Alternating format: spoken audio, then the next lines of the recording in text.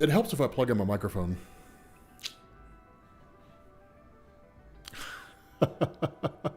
You guys should be able to hear me now. So, yeah, you guys should be able to hear me now. Aura farming. Yeah, look at this. I got Jesus sitting out my window. Good morning, Edward Pierre.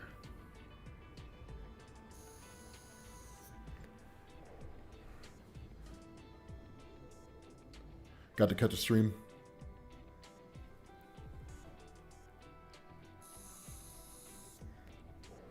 Okay, so as you guys notice, the stream is titled The Life and Times of Rob plus Marvel Rivals. So, to a degree, I'm kind of leaving it up to you guys on this one. I mean, we can just jump into to Marvel Rivals, or... Because one of the things that I've kind of learned is that, like, a lot of you guys don't really know anything about me. So I was kind of like, you know, I mean, why not talk about the life of Rob? But if people aren't necessarily interested in that, you know, then yeah, we don't, you know, we can jump into some Rivals. So I don't know. It's kind of weird because I guess I never really concern myself too much with the idea of like talking about, you know, the life of me at all. But I don't know. I don't know if there's any interest in it, to be honest. You'll be lurking while working.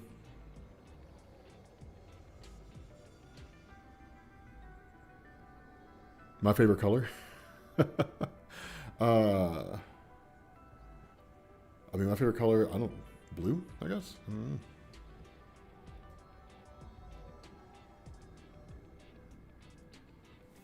I did have a personal channel in the past, yeah. But even when I had that channel, I never really talked about my life or anything.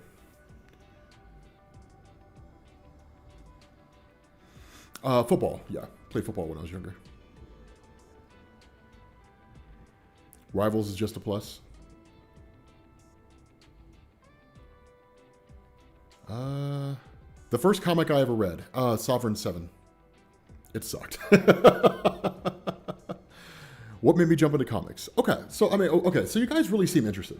Honestly, I didn't know that you guys would, but you guys really seem interested. So, okay, cool. Well, I mean, we'll play some Marvel Rivals after. For right now, here, let's so you guys can actually see me. Let's mute this for a second. I can hear it, but you guys can't. Let's wait. How do I transform? Fit to screen. There we go. Cool. So let's, oops, turn that off. Okay, cool. It's kind of weird doing 1080p on an ultra wide.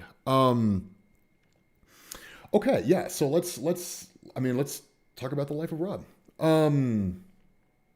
Okay, so first things first, and a lot of people I think had kind of figure this out to a degree. Yeah, like I am. I will specify ahead of time. Some of the stuff that I'll be talking about here will probably make some of you guys uncomfortable. I think that's important to specify ahead of time. So just, you know, FYI. And actually, let me take off my headphones because the Marvel Rivals music is in the background. Yeah. So so yeah, I am a mixed race kid. Right, or a mixed race guy, you know, two different worlds. Mom was white, dad was black. And of course, I use past tense here, you know, because, I mean, they're both dead. They have been for quite some time, over a decade, basically. Or dad for nearly a decade, mom for longer than a decade. Yeah, mom died of acute lymphoblastoma, so basically bone marrow cancer. Dad died of stage 4 pancreatic cancer, which he convinced he gave himself. I don't know how true that is. But yeah, so, well, I mean, you guys will see what I'm talking about as we get through this. So yeah, dad's side of the family was basically a family of civil rights activists. My mom's side of the family, I don't really know much about. Truth to tell, there's like 3 members of my mom's family that I keep in contact with. Dad's entire family was based out of Lexington, pretty much lived there their whole lives. Mom's side of the family was from Youngstown, Ohio. And anybody who knows anything about Youngstown knows they have a really bad drug problem there. Right? Well, it's not so much that I'm explaining myself. It's just that a lot of you guys just don't know anything about me. So yeah. Yes, definitely.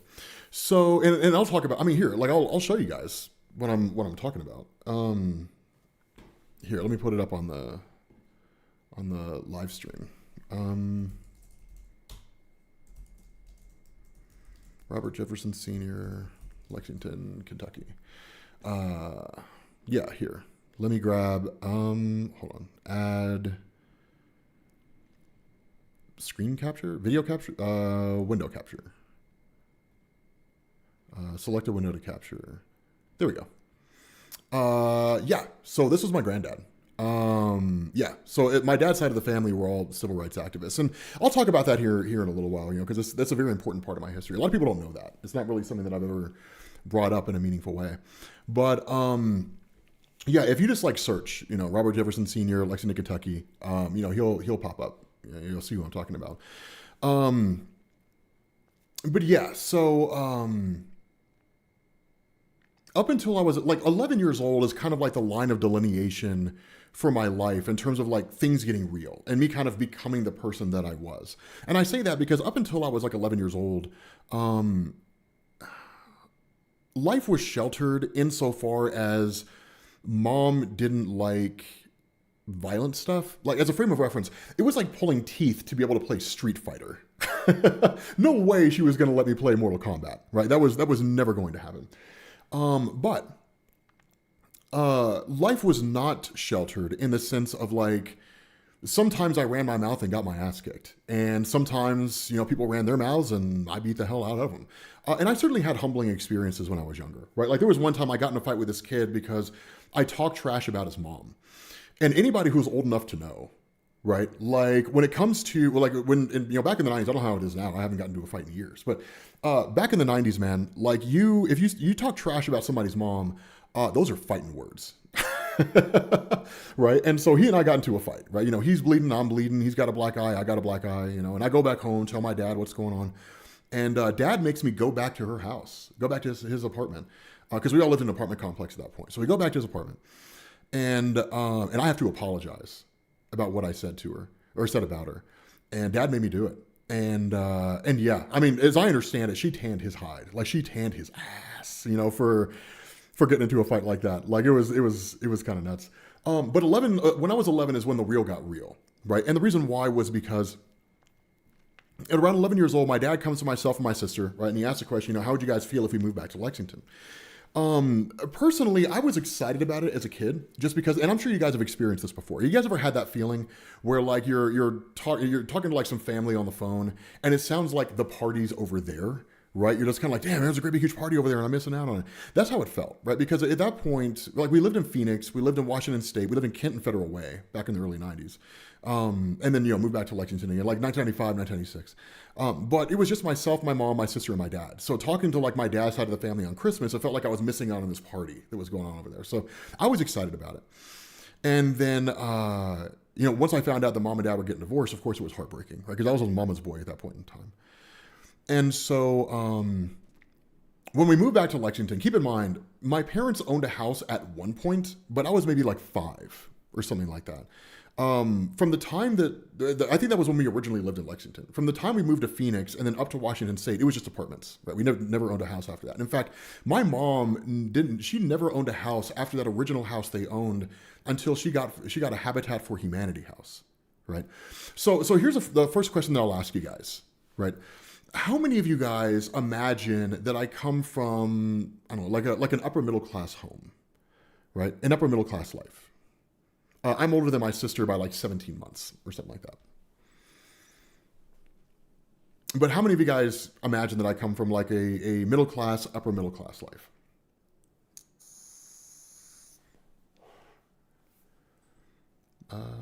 Yeah, we'll just kind of wait for answers for the moment.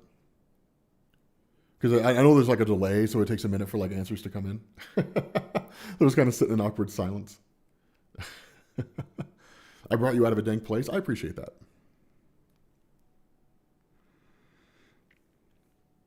I mean, I've kind of heard tell about it. So, no, not really. Some people said no. Middle class, though.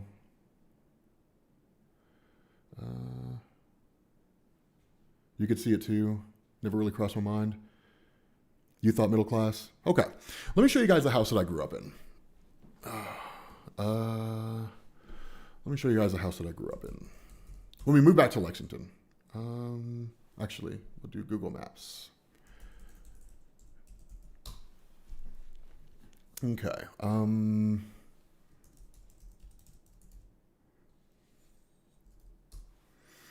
on, I'll pull it up on Google Maps here in a second.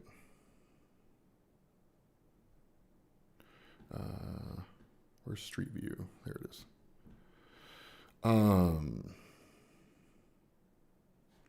Okay, where is window capture? Yeah, here we go. Okay, so this house right here is the house that I grew up in. So this was the street that I grew up on. This was the house that my dad moved my sister and I into. Now technically it wasn't his house. It was actually my great aunt's house. It was the house of like her ex-husband or boyfriend or something like that. But he ended up dying, and she let my dad, live in it. It's since been remodeled. It didn't look anything like this before, back in the day, right? Like you had these two little pillars here, I think, but this wasn't there. That certainly wasn't there. Honestly, I'm not even sure this was there, right? I can't remember off the top of my head. Instead, it was actually, you know what? Nope, that's not the right house. What am I thinking? This one. This is the house that we lived in. My bad. This was the house we lived in. So let's do a top-down view, and I'll show you guys what it was like. Okay. So yeah, this was the house. So my dad's room. So my dad's room was roundabouts here, roughly, I think. My room was here, but it wasn't really even a room. It was really more like a family room type thing. That had been converted into a bedroom in the sense that there were basically curtains that were put along the walls to provide like some measure of privacy. My sister had the only other bedroom in the house because from my dad's perspective, she was a woman, so she needed her privacy. Having said that, the house was a piece of shit. The ceiling was literally caving in my dad's room. There was mold up there. In this area back here, I think. Let me zoom in. Well, I can't remember. There we go. In this area back here was the guest bathroom. And there were possums under the house. And they had somehow gotten from under the house and into the bathroom. And we couldn't afford to hire pest control. So my dad took a broomstick and wedged it. Actually, can you guys see me at all? I don't know if you guys can. No, you guys can't see me at all. We'll put that under there. There we go. So let's here. Oops. One. Yeah. Let's fix this. Where's my webcam? There it is. Yeah. So my dad took a broomstick and wedged it between the closet and the guest bathroom so they couldn't get in. Yeah, shit was rough. So Dad worked 3 jobs at one point. Well, really like 2.5 jobs, 2 full-time jobs and a part-time job to take care of myself and my sister. So we didn't really see him all that often. And then he ended up getting a full-time job at Toyota. But he worked second shift. So when myself and my sister were getting home from school, he was on his way to work. And when he got off work, we were asleep. Well, ideally, it didn't really make much difference for me. And I'll explain that here in a second, because that kind of goes into the uncomfortable part of the conversation, truth to tell. But yeah, I mean, this house was in such a dilapidated state that if child services had walked in, they would have snatched us out of that house, right? The shower didn't have to work. The water trickled, right? And honestly, because we were so poor, there really wasn't much in the way of like nutritious meals in any meaningful way, right? I mean, I can't tell you how long we went eating peanut butter sandwiches and bean with bacon soup. Campbell's soup was the best we could get. But life in this house, this was one of the most nightmarish eras of my life. It was hell. Because this guy over here, which I mean, this guy died a long time ago, but the guy who lived in this house over here back then, because this is all 1995, 1996, 1997, this guy dealt drugs. And I think this guy dealt drugs, and they would have kids in the neighborhood run drugs for him. Because while it looks totally different now, let's see, Shropshire, where is it at? Oh, over here. So keeping in mind, we are about a couple blocks away from the house, give or take a little bit. Yeah, so there's, this house here. So right over here, this was Aspendale back in the day, and it still kind of is. But back in the 90s, this was one of the most dangerous parts of town. And a lot of kids who lived around this area, right, this whole area here, would end up running drugs for people who lived in this area out here. This was an area of town cops wouldn't go by themselves. They would go in two at a time. Now, it's as much of a hood as Lexington, Kentucky can have, right? And I mean, there's other parts of it too. It's some other part of town, but there's Winburn. But this was the area that I grew up in. It was a very dangerous part of town. So I say that to say, Dad wouldn't really let us leave the house when he wasn't there, right? When he was at work, we had to stay at home. We weren't allowed to like go out in the neighborhood, hang out and socialize with a bunch of kids. Let me transform this. Let me make this full screen again. Fit to screen. There we go. And so that led to, for the most part, a pretty isolating social life, which is where comics started to become a part of my life, right? That's where I started getting into comic books. I initially got into it because of X-Men, the animated series. And then Dad tried to get me into DC with Batman. Dad was a very weird quagmire, and I'll explain what that means here in a second. But yeah, Dad tried to get me into Batman. I wasn't really a huge fan of it, right? So I just kind of started reading started reading Marvel comics. So Sovereign 7 from DC was my attempt to get into it. There was like an old Batman comic. I can't remember which one it is. But then I started getting in with like X-Men Volume 2 was kind of my entryway, because of the X-Men, the animated series. And then because it was like the event age in the 90s, I just started reading everything else, right? But to the point about my personal life, right? About my personal life in general. Where is... I forgot where that street is now. We lost it. Where is... Actually, you know what? Here, let's just do Logos Avenue. Pull this back up. There we go. So back to this house. Right, back to this house again. This was a nightmarish time because, and this is the part of the conversation that's going to become very uncomfortable. Yeah, this is live. I'm showing you guys Gotham City. So this is the part of the conversation that becomes very, very uncomfortable. And it's not really something that I'm excited to talk about. But, you guys are interested in learning about the life and times of Rob. So, living in this part of town is not what made life hard. What made life hard was that Dad was an asshole for the most part. Dad was miserable. When my mom and dad split, there were any number of reasons why they should never have gotten married in the first place. And they had any number of reasons to get divorced, which they successfully did. But Dad was very angry at the world because of things that Mom had done, because of things that Mom had said. What you guys now call the red pill, that was Dad back in the day. Or the black pill, I think it's called now. The more extreme version of the red pill. That was Dad back in the day, right? Women aren't worth a damn. Women are terrible. You can never trust a woman, different things like that. But, like I said, Dad worked second shift at Toyota. And so he would get off work, he would work out, and he would come back home. Our job, my sister and I, our job was to take care of the house, right? We had chores to do, my job was to take care of the kitchen.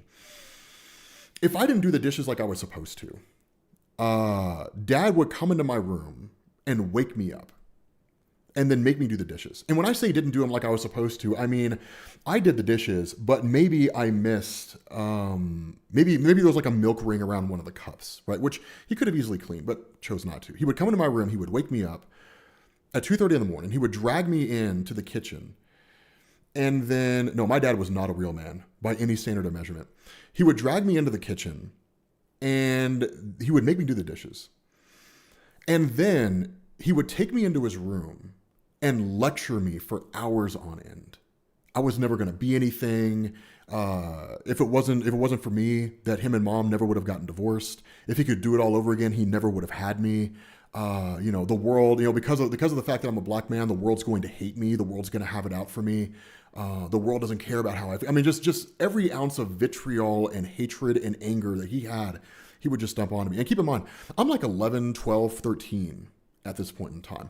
There was one time, let's go to Street View. There was one time where I hadn't done the dishes, and I guess he was so fed up about it.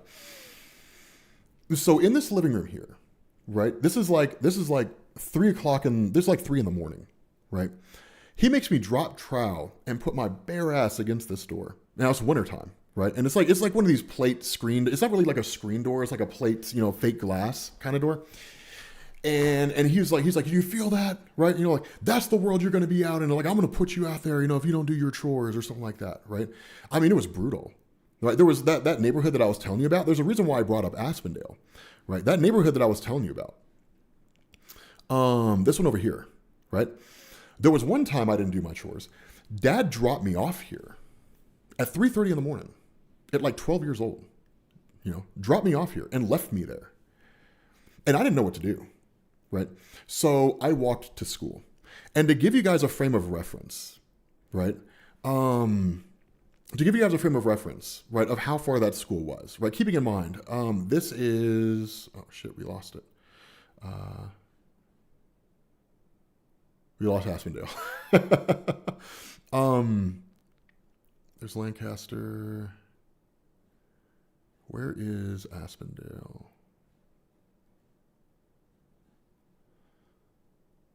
Well, either way, Wilgus Avenue.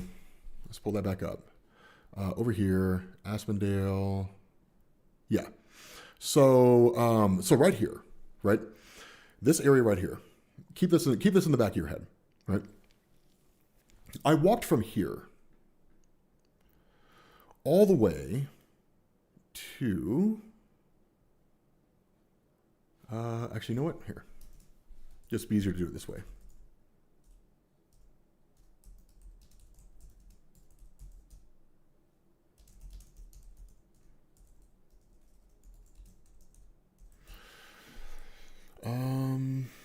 Yeah. I walked this whole length. I mean, not this exact route because I didn't know exactly where to go. I knew I had a general idea of where to go, right? But that's an 18-minute car ride. It's a 2-hour walk. Now, keeping in mind, it was actually longer than that because I ended up walking down New Circle Road. No, I'm sorry, that's the interstate. No, that's New Circle Road. Yeah. New Circle Road is this great big huge road. They call it New Circle Road because it circles the entire town. Somehow I ended up over here and ended up walking down New Circle Road and back here. So it was like midday before I actually got to this school, right? Like, so this right here. Oh yeah, you guys can't see it. My bad. Hold on. I should minimize this. I'm just going to keep this up just for the sake of simplicity. So yeah, this is Southern Middle School. This is where I was going to middle school at, right? So from here, Southern Middle School to Wilgus Avenue, right?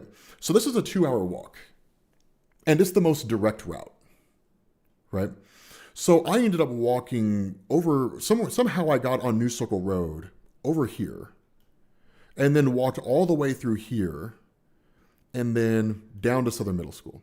So we're talking about probably like a 3-hour walk. Walking down what is effectively an interstate, right? Because folks down this road are driving at like 70 miles an hour, right? Just like barreling down, right? Driving 70 miles an hour. I'm like 12 or 13 years old at this point in time, right? That's what life was like growing up with Dad. That's what life was like for me. Now, keep in mind, we're flat broke.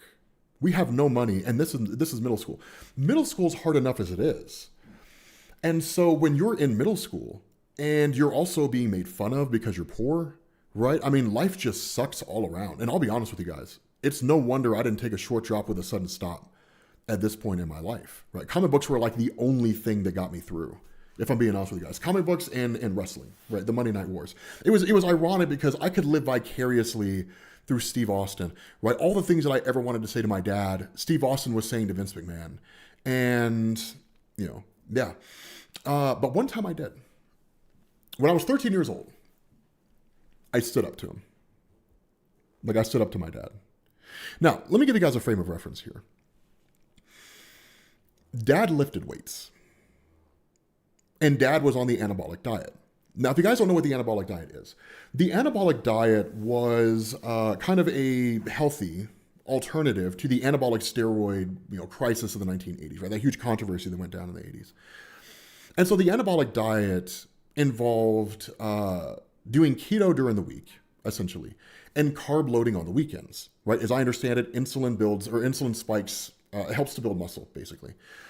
And so what Dad would do is he would do keto. He would eat like pork chops and stuff like that during the week. And then on the weekends, he would eat like a whole ass cake, right?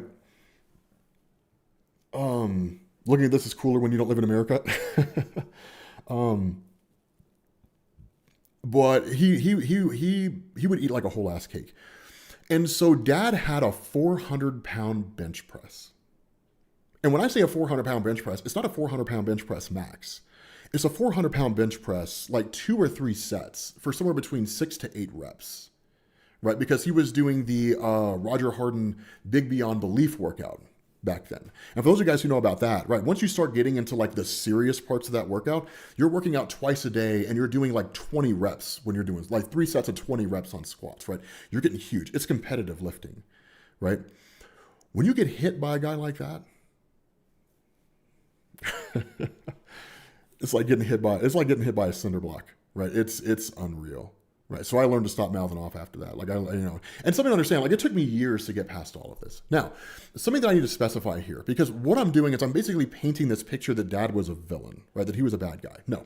Years later, I figured out that Dad struggled with a combination of bipolar disorder and borderline personality disorder, right? At least my current therapist, the therapist that I have now, which by the way, I mentioned in the last stream, and I think it bears reiterating, get a therapist, right? Like we are all nothing if not some combination of nature versus nurture and trauma. We've all got some kind of a trauma, some trauma that we have, that takes place over the course of our lives. And so, especially if you're a young man, you need to take your mental health seriously. I mean, I went years without coming to terms with the shit that went down in this house. I went years without dealing with it. And in a lot of ways, it upended and turned my life inside out. I just didn't know. And once I started talking to a therapist, like all that stuff started to get, that's why I'm able to have this conversation and tell you guys about this kind of stuff without being, without feeling, I mean, it's emotional, don't get me wrong, but without being so full of anger and vitriol. Because there was a time when I would have told you guys about this and I would have villainized the hell out of my dad. But I can, on one hand, recognize he's a villain, while on the other hand, or recognize that he had problems and did some terrible things, while on the other hand, knowing that it's a combination of his lived experience. And what does that mean? Well, Dad grew up during desegregation, and he held a lot of resentment toward his mom and his dad because of it, right? And that kind of goes into the civil rights aspect, of my family's history. I remember sitting down and talking to my dad about what life was like back then. This was when I was older and he was older and he had finally calmed down. But I remember asking him about that, right? It was, I think, when he lived down in Tennessee, when he was in Murfreesboro, Tennessee, with what's now my stepmom.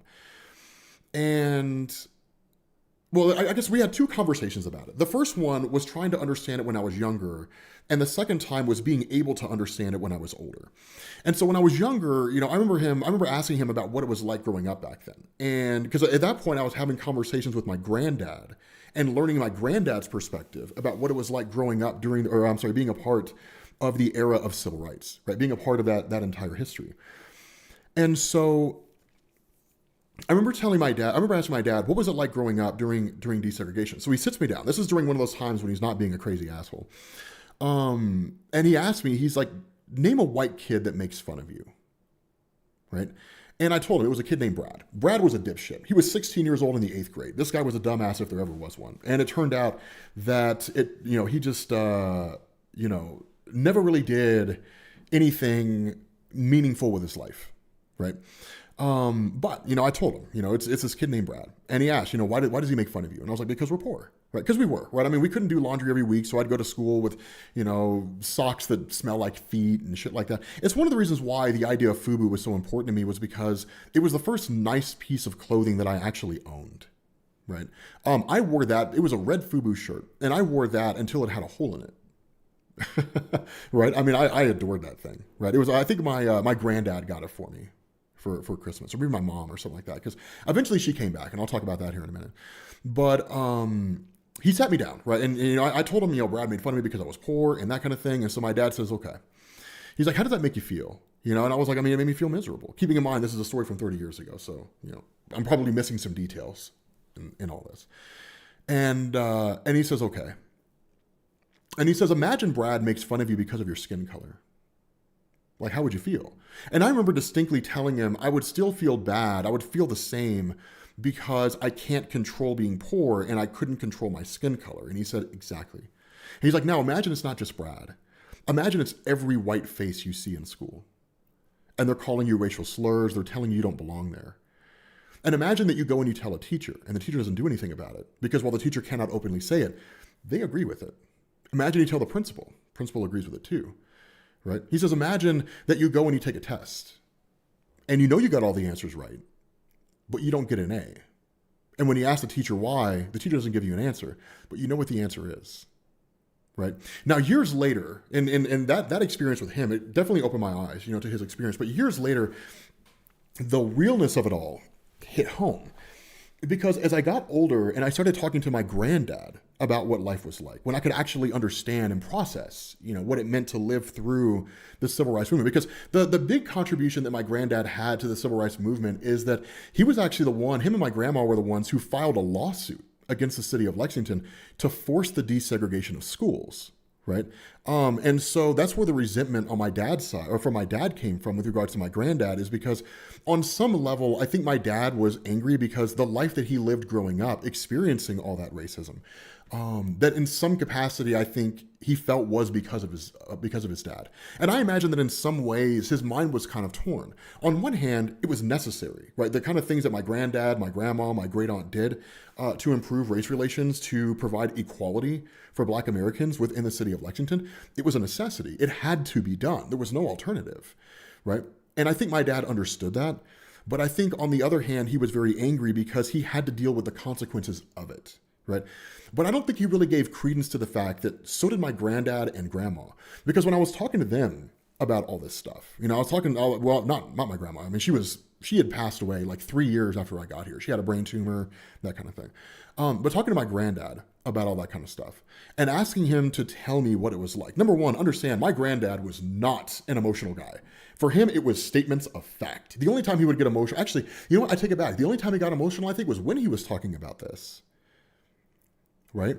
As emotional as he could get. I mean, like he was like an OG guy, if that makes any sense, right? He was like that kind of guy. So let's kind of blow this up a little bit, right? So you guys can see me. So I remember talking to him about this, right? And I asked him, you know, like, what was life like? You know, because, you know, Dad told me about some of this stuff when I was younger, and Grandpa was like, it was a whole different world, you know? And he would tell me stories, right? Stories about how people would come riding through the neighborhood, because the neighborhood that my granddad lived in was this neighborhood here. It was St. Martin's Village. It was the first predominantly Black neighborhood in Lexington for homeowners, as I understand it. Wait, where's... Oh, there we go. All these damn things. Where the hell is the... Okay, you know what? We'll say Effie Road. Yeah, here we go. This neighborhood right here, right? Whitney Young Park. This was the first real Black neighborhood where Black Americans were able to actually like make a home in the city of Lexington. And this is where they lived. And so Grandpa would tell me stories about people, you know, racist individuals, right? White guys who would just come riding through the neighborhood at 3 o'clock in the morning, 1 o'clock in the morning, at midnight, honking their horns, right? Flashing their lights and keeping everybody up. Right? He would tell me stories about how, I actually heard from my uncle, about how they had something called the silver table. And it was my uncle and my dad going in at the dinner table and asking my grandma and grandpa to explain what the N-word meant, because they'd never heard it before. And so they had to have that conversation with them. Grandpa would tell me stories about how they would throw bricks through the window of the house with racial slurs written on them. Right, different things like that. I mean, he would tell me all these stories, right, about how bad the racism was back then. And so it was very eye-opening right? To hear his experience. Now, this is where things get interesting because this was all my dad's side of the family. The only real counter I think I had to that, and I don't really like using that word, but counterbalance maybe, was my mom, right? So let's go back to Wilgus Avenue.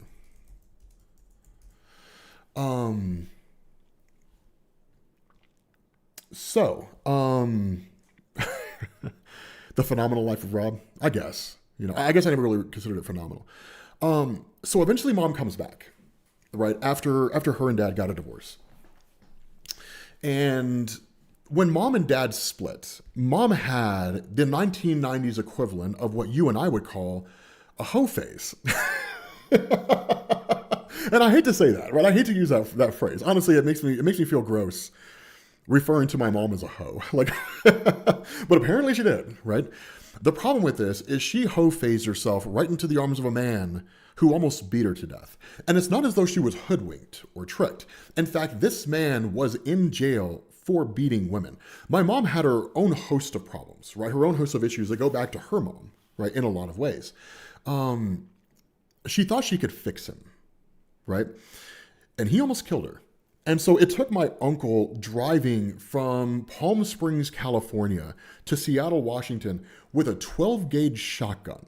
And I'm sure it took, and that's the thing, my Uncle Bill is old school. He's OG, like when I say he's old school, he's like that old school man, right? That kind of guy. I'm sure it took every ounce of strength in his body not to blow that guy's head apart, especially when he saw his mom. Because I remember my mom explaining all this to me, right? Like he had beat her black and blue, right? I mean, it was insane. So I'm sure it took every ounce of my uncle not to blow that man's head apart. And so this house right here is the house that she moved into, or the apartment she moved into, right? It's technically a, let's do street view. And actually, crap. Okay. Let's zoom out.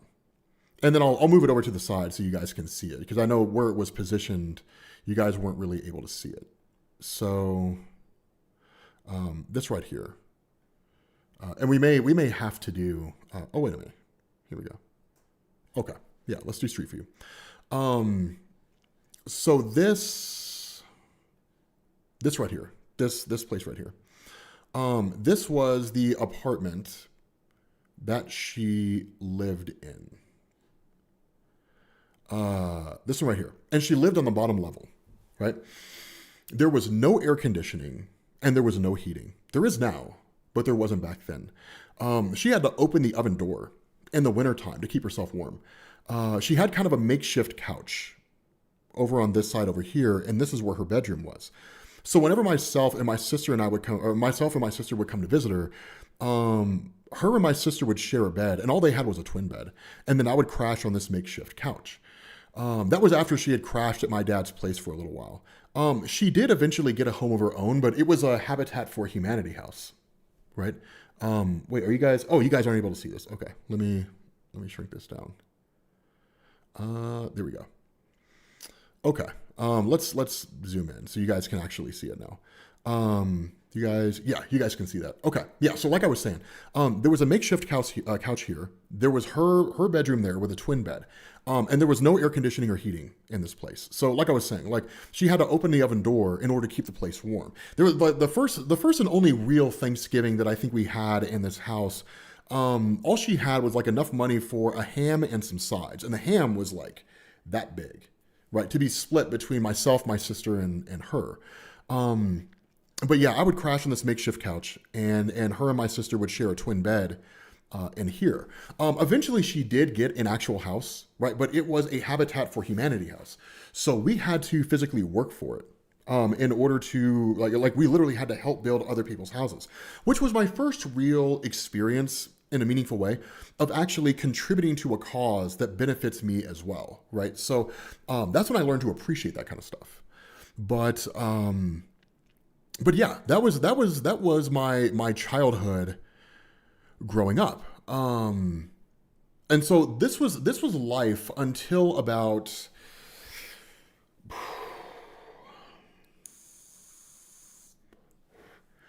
16, maybe 17. But eventually, because I kind of bounced back and forth. Like, I mean, we would visit mom, but I still live down here at Wilgus Avenue with my dad. And so eventually we move, right? Now, the disheartening thing about all of this was that throughout middle school, life was hell. Like, life absolutely sucked. But when I started high school, my freshman year was at Lafayette High School. And that coincidentally was when I discovered I have a beautiful singing voice. Not anymore, right? Between vaping and my years of smoking cigarettes, I've effectively destroyed it. But I do have a beautiful speaking voice.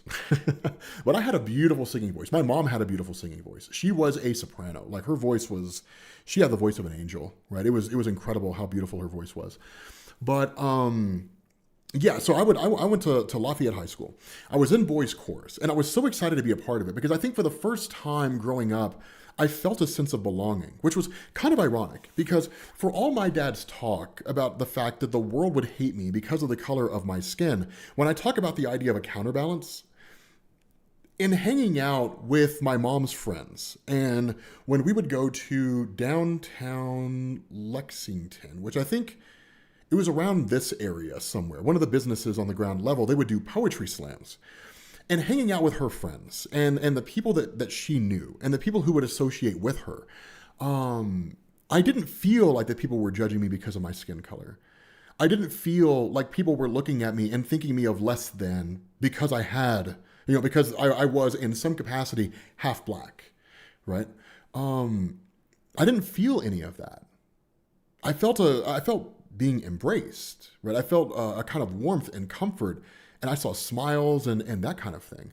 Now, it's not to say that I didn't experience racism, 100%, right? There were ample instances, for example, when, in middle school, for example, if my dad was off work or something like that, that he was supposed to pick me up and he didn't. In one particular instance, there were some kids who were out of the school and were calling me racial slurs, right? Things like that. So I've certainly experienced racism. Now, I've experienced varying degrees of it, right? But I've certainly experienced racism.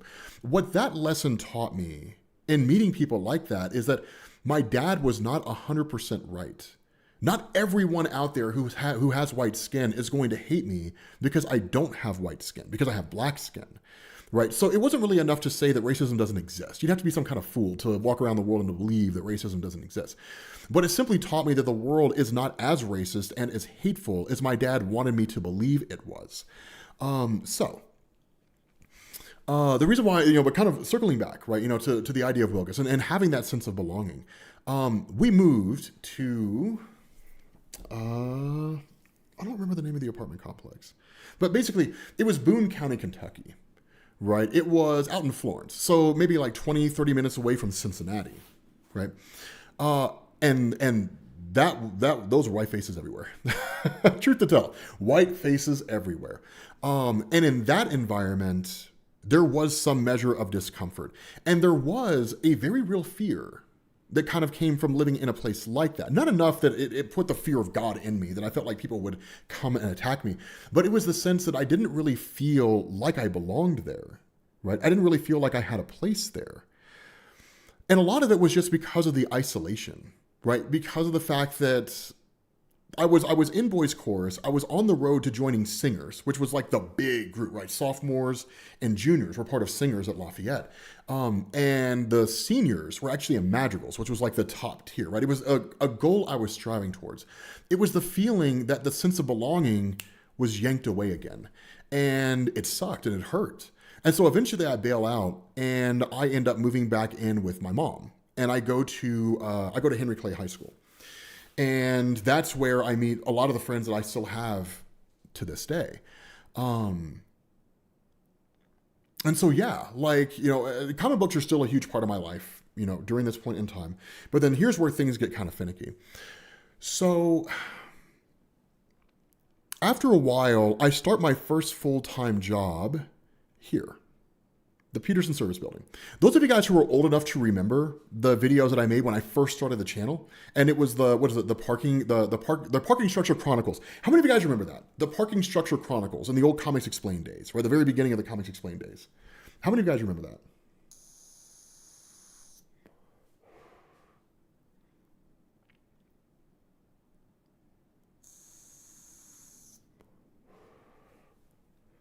I don't know how many of you guys recall that at all.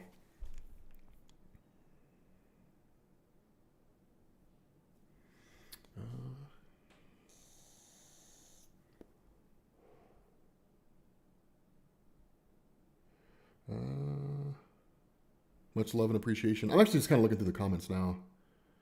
It said this is phenomenal.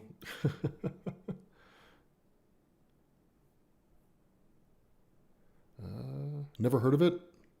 Okay. Okay. Some people do. Some people recall that. Yeah, so technically this has since been remodeled. At the time that I worked here, none of this was here. This area right here, right? This whole section part of the whole second part of the structure, that wasn't there. It was just this area. So this is where you saw me on top of a parking garage, right? Talking about, my life and different stuff like that. Also, if anything, this parking garage should also illustrate to you that people in the city of Lexington don't know how to park. So, right? I mean, hopefully that illustrates it. Hopefully, if nothing else, if you get nothing else from this, know that if you ever visit Lexington, Kentucky, people in Lexington cannot park to save their lives. Look at how crooked so many of these cars are. It's pitiful, downright pitiful. Yeah, I seem to have a pretty significant stream delay. But yeah, so this is where I started my first full-time job. Right down the road from here, these are lofts now. This used to be laser quest, because I was a laser tag nerd back in the day, and I was pretty damn good at it. They converted into lofts, but we got really good, and we were supposed to go. We were supposed to go to regionals, and if we did well enough at regionals, we made the top 5. We would advance out of regionals and go to nationals. So this was the second time in my life when I felt an immense sense of belonging, right, and being a part of something greater than myself. And so when I started at this job, it was within 1 month of regionals, and I had a 90-day lockout, a 90-day probationary period, so I couldn't go. But this job right here was also one of the roughest parts because I worked second and third shift here. So my 20s were gone, right? My 20s didn't exist, right? My friends were all partying. They were going to bars. They were going to Maricas. I think over the course of that 10-year period, I maybe went to like 6 parties and got to enjoy life in my 20s. More often than not, it was sitting in the middle of this building, quite literally, in the middle of this building, a room with no windows, at 2 o'clock in the morning, dispatching alarms because the zone temperature got low or something like that. It sucked, right? When I went into work, it was dark in the winter, like in the wintertime. When I went into work, it was dark. When I got out, it was dark, right? I would sleep during the day, right? I mean, because of the nature of my shift, it was like I'd get off work at 7 a.m. and go back into work at 3 p.m., right? Life was rough at this point in time. But I also experienced poverty, right, on a pretty intense level.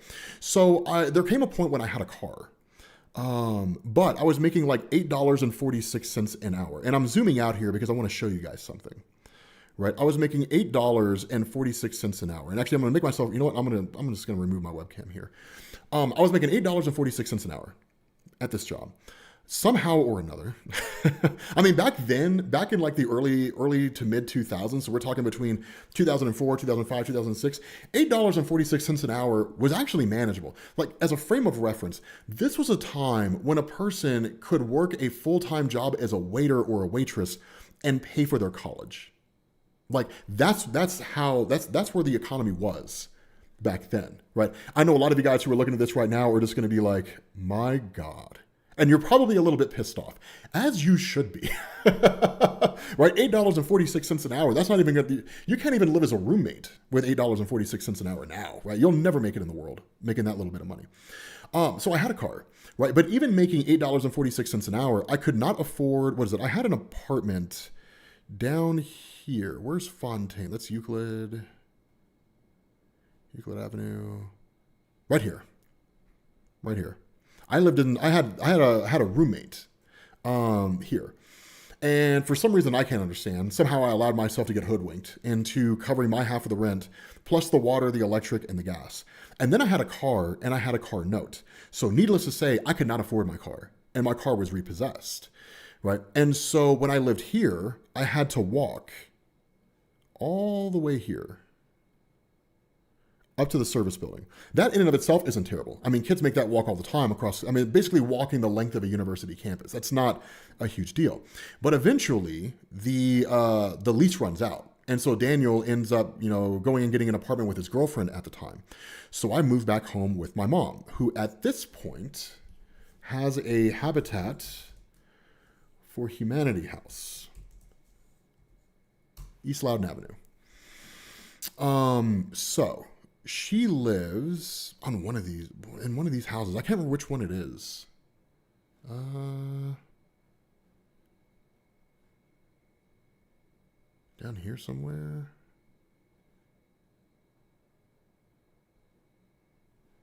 Actually, I think it's closer to this area.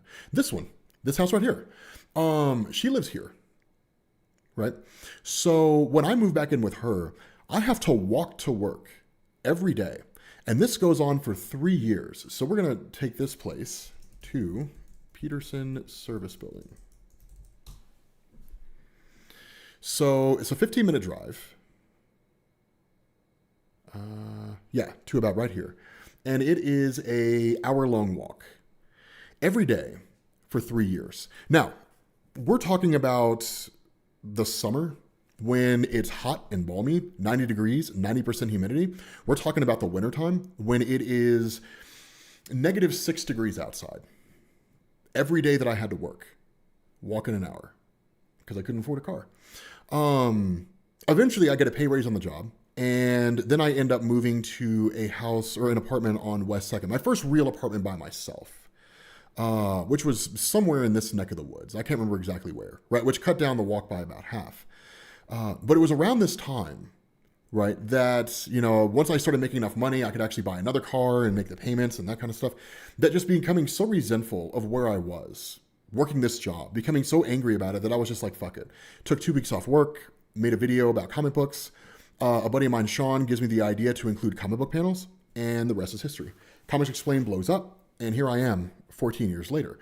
But I simply say all this to say, throughout all these experiences in my life, if there's any one thing that I've learned, it's that the world's not as black and white as we would oftentimes like to believe that it is. And the world's not as simple as we would like to believe that it is, right? Learning my dad's history, when it comes to, let me put my webcam back on, right? Learning my dad's history, why he saw the world the way that he did, right? Learning my grandpa's history, right? Learning their contributions to the country, right?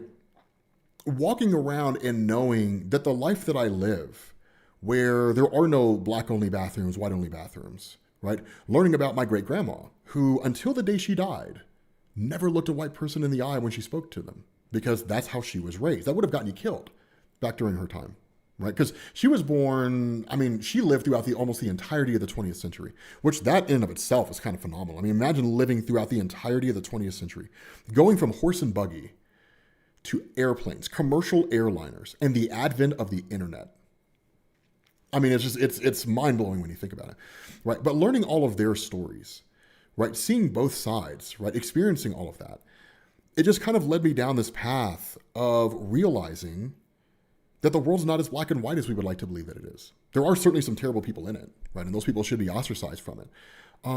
But these experiences forever changed the way in which I see the world, right? That these experiences define me on a personal level. Not everything that my dad said was true, but not everything he said was wrong, right? But at the end of the day, I don't know. It's just people don't fit into these nice, neat little boxes that you can easily label and categorize and quantify. The world doesn't function that way. People don't function that way, So yeah. Anyway, that's the life of Rob. That is the life of Rob. How Rob got to becoming the person that he is now. So yeah, it's kind of crazy. Lexington, Kentucky is weird. Okay, so let me show you guys something. Now, I am by no means a meteorologist, so this is kind of like an ad hoc, crappy explanation for the most part. But bear with me here. So here in the States, right, we have what's called the jet stream, right? So this is that line that you see on the weather, right? When you have they're like, we're getting a cold front coming down from Canada because Canada sucks, and their weather wants to make life shitty for us, and so they're. Canada doesn't suck, but Canada's ruining our lives. Yeah, no. So the jet stream comes down, right, and it goes through here. The jet stream passes right in the middle, right through Kentucky, and so if the jet stream is just a little bit higher, it's hot, and if it's a little too low, it's cold, right? It fluctuates. So the seasons fluctuate like crazy, right? In the city of Lexington, right, or in the state of Kentucky rather. So yeah, that's the life of Rob, guys. That's the life of Rob. That's how Rob became the person that he is today. So yeah. Anyway, but yeah, and so you guys understand, like, coming from a life, like, I never lived an upper middle class life. You know, I never came from a life of privilege, right? I never came from a life of never experienced, of being so removed and isolated from how crappy the world can be. My life has been better than some, and it's been worse than some. I don't think I ever really looked at my life. Well, I guess maybe there was a time in my life where I did, but I don't know if I really sit down these days and treat it like some kind of a contest. You know, the Olympics of suffering, right? Whose life has been worse than mine? I don't think I ever really looked at it that way, as some kind of a comparison. You know, it's just, my life is what it is, and it's just kind of led me to becoming the person that I am now. But coming from a place like that, of poverty and struggling and not knowing where your next meal is going to come from, or having to eat bean with bacon soup all the time, not knowing if you come back to your apartment and you're going to have an eviction notice on there. Because I can't tell you guys how many times my bank account was overdrawn growing up. I can't tell you how many times, you know, I came home from work not knowing if the electricity was going to be shut off. How many times I came home and it was shut off, right? That life, I mean, like, there was a point where I got caught up in that whole check, or was it not the whole check cashing, the cash advance thing. That cash advance shit is it's predatory, right? That whole system is designed to take advantage of people in desperate situations, right? And it does it without any empathy, and it does it maliciously. There's no way to really justify it as being a beneficial part of society. But, you know, I 100% got caught up in that. Having come from a place like that, it's why it's so important to me as a content creator to give back to the community, to give back to the comic book fan base. Because now I'm at a place in my life where I don't have to worry about that. Now I'm in a place in my life where I don't have to worry about if I can pay my bills. I don't have to worry about putting a roof over my head. Right? I'm in a place in my life where I'm very fortunate, right? Because of you guys, right? Because you guys watch my stuff, right? Because you guys became fans, because I made videos that you guys found to be interested in, and you guys stayed interested in them. And that's why, to me, it's important like, whenever I go to cons and I'm hanging out with fans, just like buy them food and talk to them. Right? Like a perfect, here's an example. I think maybe using like a more tangible example is, well, there's two examples that I'll use. The first one was from WonderCon, and I can't remember this guy's name for the life of me. Like, God, I can't, but I can see his face. But he was at WonderCon with his family. No, I'm sorry, Emerald City Comic Con. He was there with his family. And he had a list of comics that he wanted to get, and he didn't have the money to buy them, because they were on like tough financial times. I think he had lost his job or something like that. I can't remember the reason why. And any reason I gave would just be making something up, right? So they were on tough financial times. And so I took him down to the con floor and I bought everything on his list, or as many things as we could get on his list, and then bought him extra stuff. Like, for no other reason than the fact that I wanted to thank him for being a fan, and because I was in a position to. More recently, myself and Mariah went to this, one of those multi-entertainment scenes or whatever they are. Well, you guys know what I'm talking about, right? Where they have like bowling and they have arcades and they have, you know, what is it? Like bowling, arcades, bars. Myself and Mariah were getting lit. But we go into the arcade to go hang out, and I meet a fan named Morgan. And Morgan was like, yeah, man, like I'm a really huge fan. Right? Like, I love your videos, you know? And I was like, I appreciate it. Now, Morgan was also plastered. Let's be honest with ourselves. Morgan, if you happen to see this, yeah, I know you were drunk, dude. But he was also there with his family, and he was having a good time. Like, let the guy get drunk and enjoy his day. But yeah, but you know, as he was walking away, he had said something, and I didn't hear what he said. And I was like, what's up? And he was like, you got me through a really dark time, like through COVID, you know? And I could tell by the way he said it, by the sound in his voice, the dark time was a dark time, which it was. I mean, it was 2020, right? I mean, COVID lockdowns, that fucked up everybody's mental health. I don't know anyone who came out of the COVID lockdowns who was just like, good morning, sunshine, and was feeling just as good as they ever did, right? I mean, dude, it like, ugh. Yeah, our mental health was tanked because of that. But it was cool having that conversation with him, because he was just, I could tell that it was a very dark time for him. And to me, I think that's the most rewarding part of it. The funny thing is, I've always, like, and this might seem silly and it might seem hippy dippy, but whatever.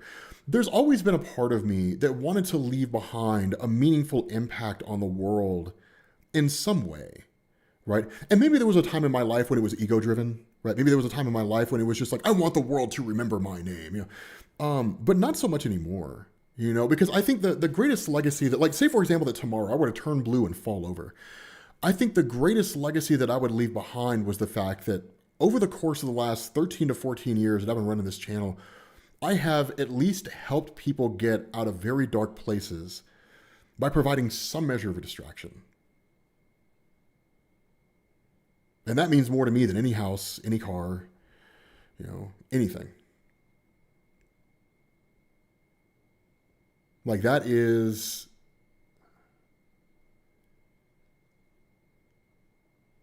to me, that's what a meaningful impact in the world looks like. But yeah. So anyway, enough, hippy dippiness and enough tangents and whatnot. But that's the life of Rob. That is the life of Rob and how I got to where I am, how I got to become the person that I am now. So yeah.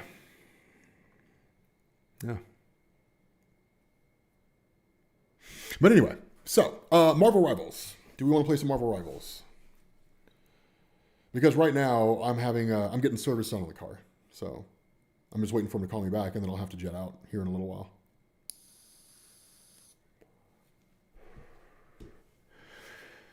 But yeah.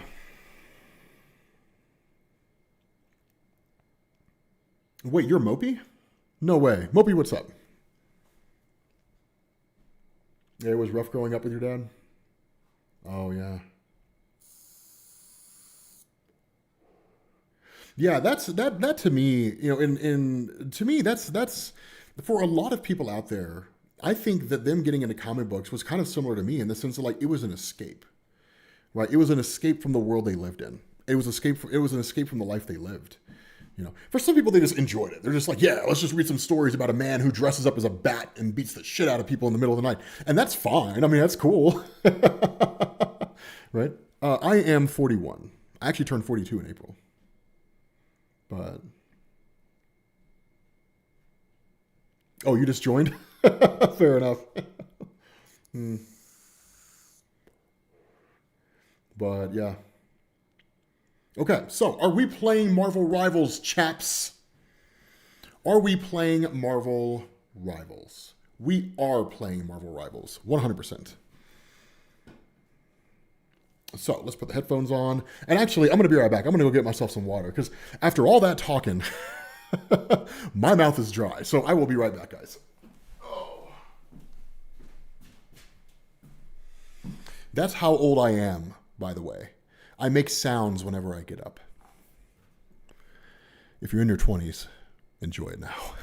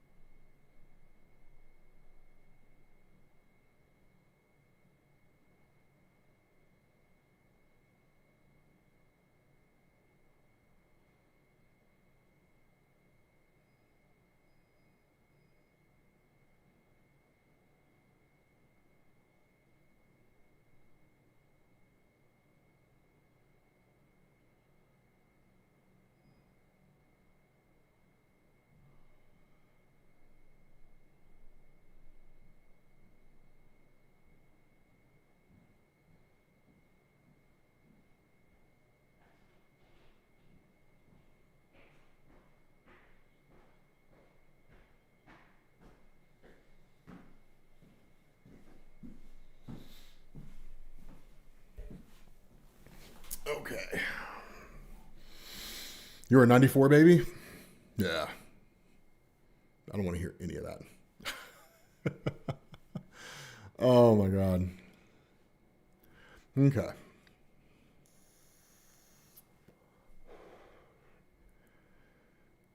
I have not caught myself making a sound that I know I didn't make. But yeah, all of us are old fogies here, I feel like. Like we're all just old men in this chat. Like we're all just old people. But yeah, like honestly, what's kind of weird is like I've never talked about any of this stuff publicly, to be honest with you guys. Like you guys are the first ones to hear about it. That's kind of the crazy thing is, because I mean, I was like for example, in that neighborhood, like I mean, I had friends. I mean, there were people that I associated with, but more often than not, like they were giving me a hard time, you know, because I was poor, right? I was poor and that kind of thing. So, you know, like they were walking around with like Nikes and Jordans and shit, right? I had, you know, like shoes from Kmart and Walmart back when Kmart was a thing, right? How many of you guys here are old enough to remember Kmart?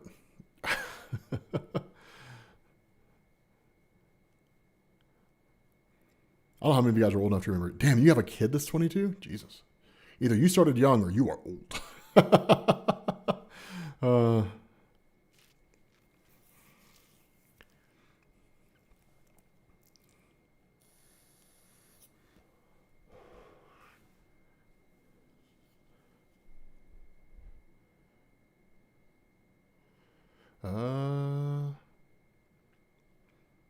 Same. Kmart was on paycheck day? Yeah. Yeah. Rolling into Kmart and cashing your check? Yeah. You still have a Kmart? Yeah, Payless. Oh my God, Payless shoes. Yep. I remember them. How many of you guys grew up with a variety shop in your neighborhood? Because in the neighborhood that I was in, there was a store called Pickles Variety Shop. Well, I mean, it had an actual name, but they would call it Pickles because the logo on the front of the building looked like a pickle.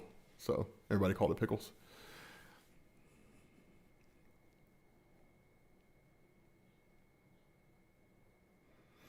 Shoe? Yeah. How many of you guys remember Shoe Carnival? Shoe Carnival back in the day. God, that's a throwback if there ever was one. That is a throwback if there ever was one.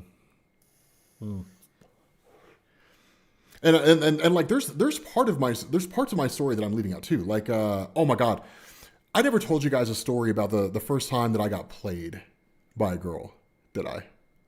Oh my God, when I was taken for a ride, oh, it was heartbreaking. Oh my God, it was heartbreaking. Oh, it was rough. I don't even know if I want to tell you guys that story.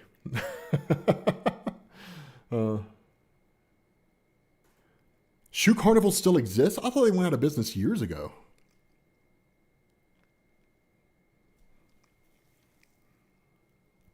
You guys still have a Shoe Carnival? Damn. There's this location in a plaza where I grew up in Manchester, New Hampshire. It used to be Rich's Hardware Store. Then it was Ames Hardware Store. And then it became Building 19. All went out of business. Oh, I mean, every town has those. Every town has that story. Oh my God, you guys want to hear the story of how I got played? Oh my God, okay. So back when I was younger, there was this girl named Jessica. Well, for some reason, I had an affinity for girls named Jessica when I was younger. Don't let Mariah hear this story. So there was this girl named Jessica. Right now, having said that, this was back when Rob thought he was hot shit and he wasn't. This was back when I didn't have a car. Right? So how in the world I thought I was going to go anywhere with this girl, I don't know. But I opened the forbidden door. So, okay. It's important for me to preface this, right? I was young. I was naive, right? I thought I was hot shit and I wasn't, right? So just bear with me here, right? Don't judge me, right? So this is when Mom was getting the Habitat for Humanity house, right? And this is when we were like working towards getting the Habitat for Humanity house, right? Putting in our hours, I think is what it was, in order to earn the house. And so there was this really cute girl named Jessica. And like back then, like that girl was a smoke show back then. I mean, she was just super hot. And I was, oh my God, I was smitten over her. But I was young and I was naive. And Mom warned me. She was like, because she knew that I thought that I was hot for. And Mom was like, you need to be careful. And I was like, why? And she's like, because I've heard her talk. And she is a player. and she will play you. And I was like, oh, no, that's never going to happen. That's never going to happen. No, she's cool. She's cool. She's cool, right? The typical response when you're young, right? You're young and you have all the answers to everything in life, right? If this, like you're a young kid. Because I want to say I was maybe like, I was 20 something at that point in time, right? And I was just kind of contributing to the whole Habitat House thing, right? So I'm 20 something at that point in time, right? My very early, actually probably not even then, probably more like 18 or 19, I think. It was not Jessica Jones, but I was at that time in my life that you're in when you're in like your late teens going into your 20s and you feel like you have all the answers to everything, all the while you never bother to answer the question for yourself. If the world's problems could be so easily solved by a bunch of 20-year-olds, why haven't they been solved yet? Because you're not thinking of anything that hasn't been thought of before. You haven't quite gotten to the place where you're asking yourself those honest questions, right? But yeah, mom knew. Mom knew like that. She figured it out so quick. That girl was a player. She played the shit out of me. Oh my God. That girl took me for a ride. She played me like a fiddle. Oh, it was pitiful. But there was one particular instance. And okay, look. I'm going to tell you guys this. It's embarrassing, but you can't judge me. All right. Where were we at? We were somewhere. I think Mom had dropped us. Mom was taking us somewhere, and she had dropped us off at the Kmart, right? And it was myself, and it was Jessica, and it was Jessica's friend, or Susie, or like her sister, or something like. There was something about how she was kind of adopted, quote unquote, by the family, but not really. Right? Just spent time with them.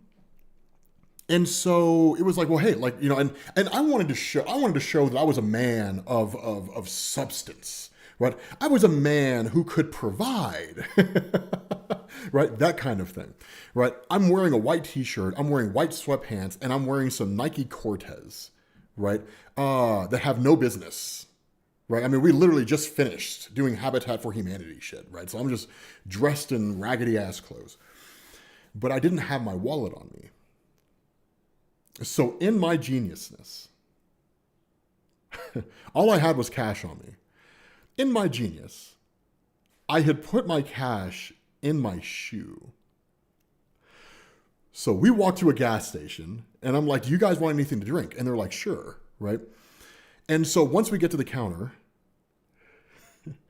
I take my shoe off and pull this like 20-something bucks in cash and some change out of it. And they're like, oh my God, hell no. And the guy behind the counter is just like, bruh, right? Like it was that kind of thing. Right, it was that kind of thing. There was a point where I worked at Movies 10, this old movie theater, right? And I was just one of the guys who I was a concessions guy, and the only time she would ever go to a movie with me is if I could get her in for free, right? It was small things like that. Yeah, that girl took me for a ride. We were supposed to go on an actual date at one point. And so, oh, dude, I was broke as shit back then. Yeah, dude, I know. I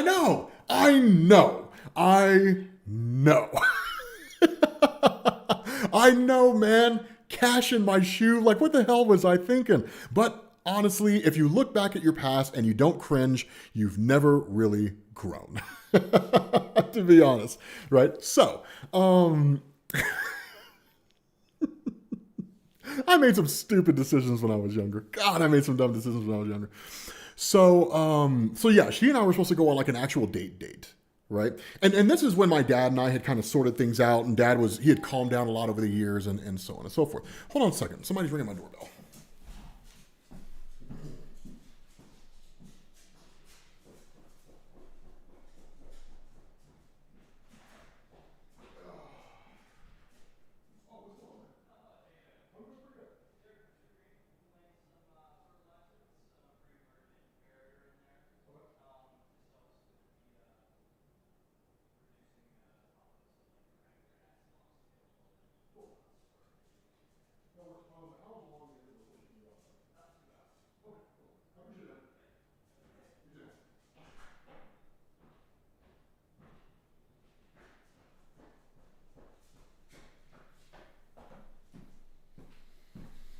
Okay.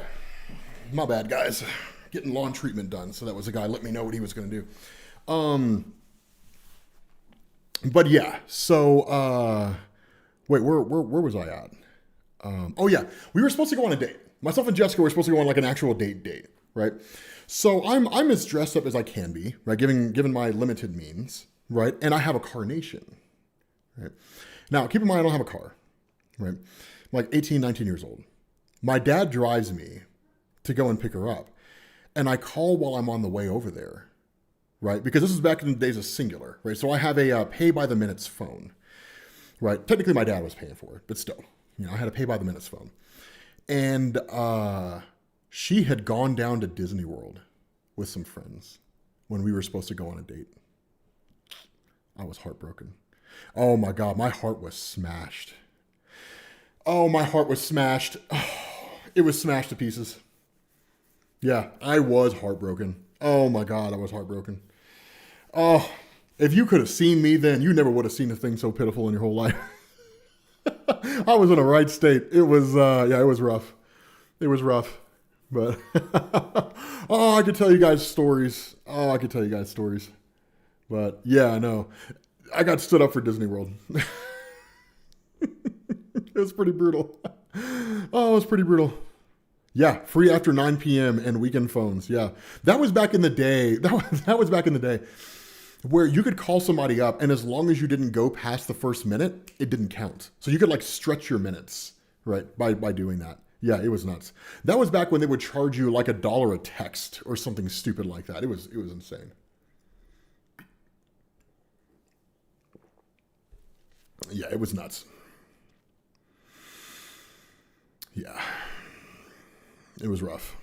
Anyway, guys, so Marvel Rivals, right? Which, by the way, ignore my hat hair. I've got some really danky hat hair going on this morning, so I need to get my hair cut, man. I feel like a woolly beast. So, oh my God, the Incredible Hulk story. How many of you guys want to hear the story about Incredible Hulk? Right? About the first time I had Incredible Hulk. Yeah, when my sister took me to a gay bar for my 21st birthday. Took me to a drag show for my 21st birthday. How many of you guys want to hear that story? I don't know how many of you guys have ever even heard that story. Yeah. I know there's a delay, by the way. I'm just kind of waiting to see what you guys say. I did not catch her making out with a mutual friend. I have been cheated on before in the past. That's true. I'm not going to go into that story. It's a pretty heartbreaking story. But yeah, I have experienced that in the past.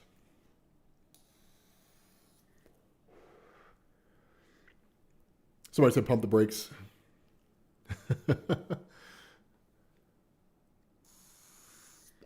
You want to hear it? Okay. So the Incredible Hulk story and the gay bar kind of go hand in hand, right? So the Incredible Hulk story goes back to a buddy of mine, John Bolton, way back when. John Bolton, he actually passed away not too long ago.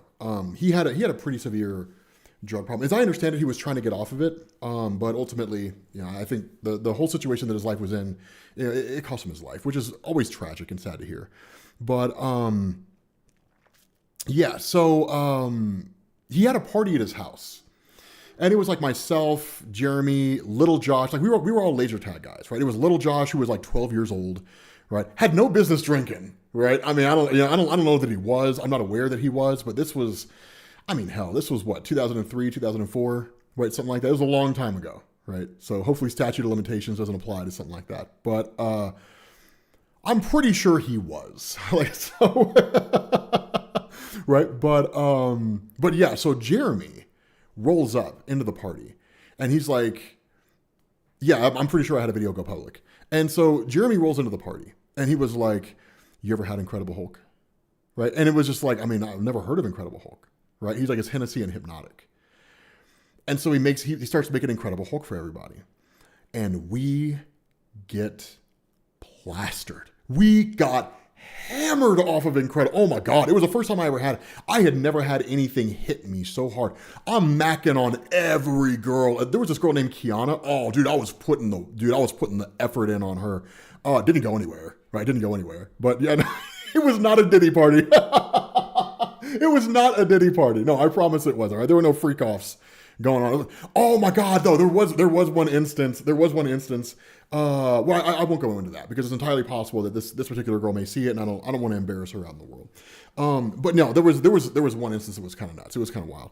But yeah, no, we got plastered off of Incredible Hulk that night. I mean, we were blitzed. It was absolutely amazing.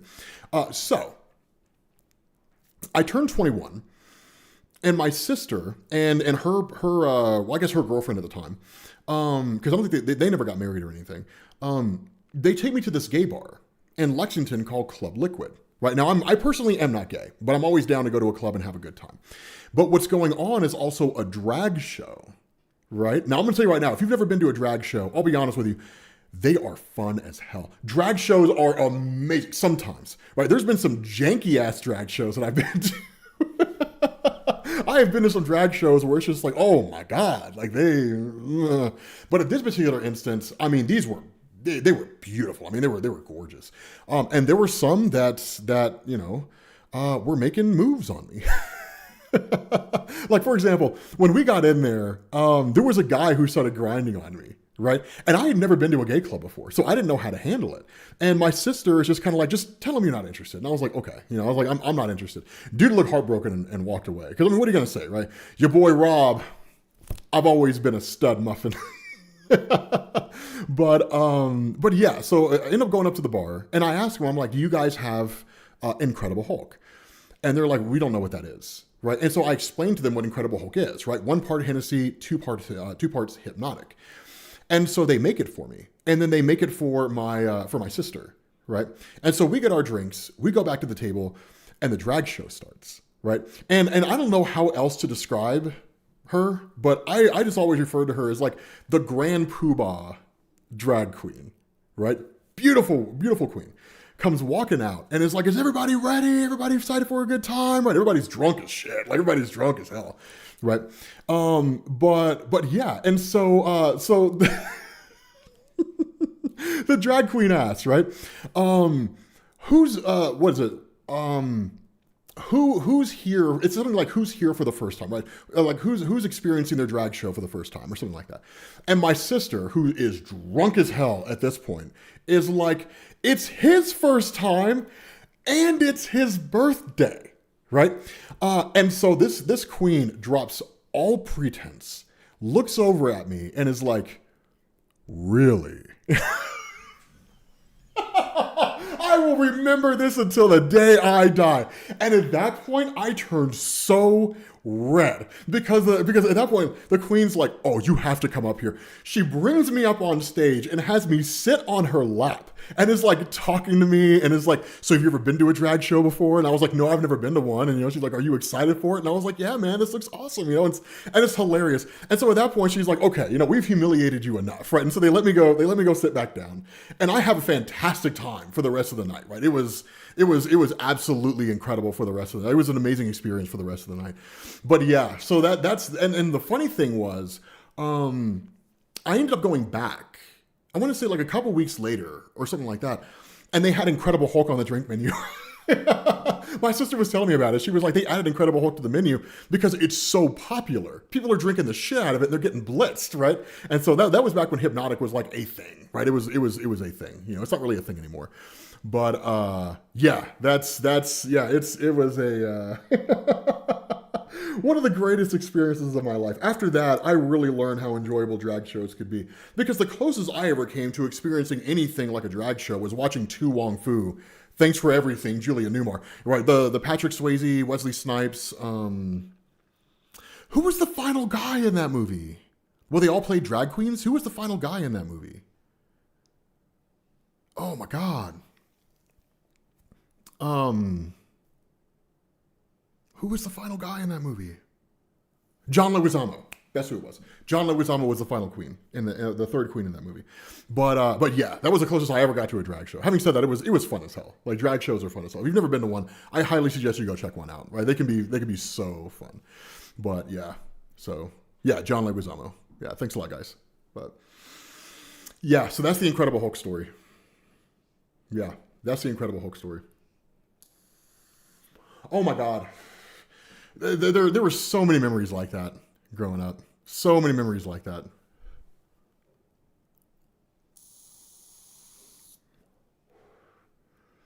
those drive-through liquor stores in Newport. Yeah, they had those on campus, on UK's campus. Before it became a dry campus, they had drive-through liquor stores on UK's campus. Oh man. Anyway, let's play some Marvel Rivals, guys. Let's play some Marvel Rivals. All right, let's bring some folks in. Let's play some games. Let's have a good time.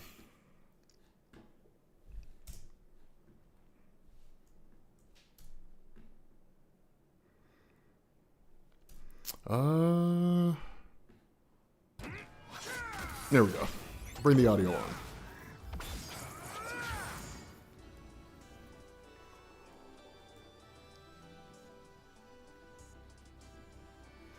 All right. So, for those of you guys who have never played Marvel Rivals with me or been in a Marvel Rivals stream, the way it works is like this. I bring you guys into the game, or you guys send me a request. Like for the first game or two, it's just kind of like an all bets are off type thing, right? Where you just send me a request. Doesn't matter how many times I played with you. But as we get further and further along, the only thing I ask is that you give other people a chance to play with me as well if they're interested in doing that. So. Oh, man.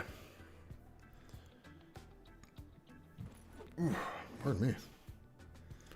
Got a burp.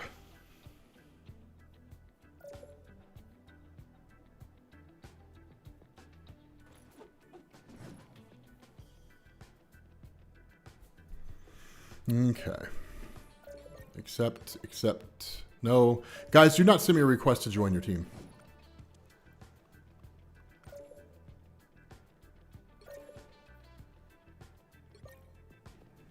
Yeah, I'm not going to join your all's team.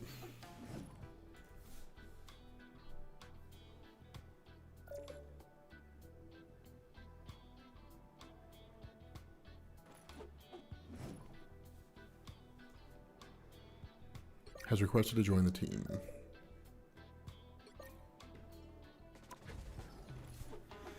Okay.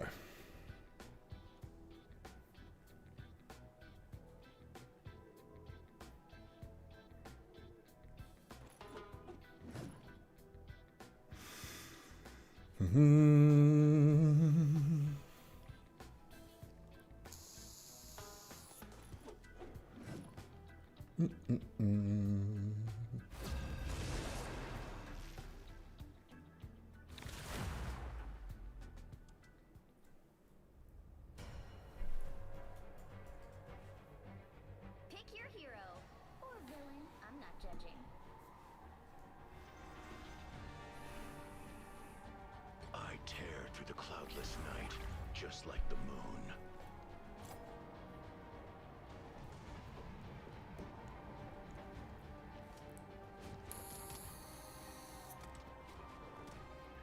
Oh, you gotta head to work, Black Trig? Okay.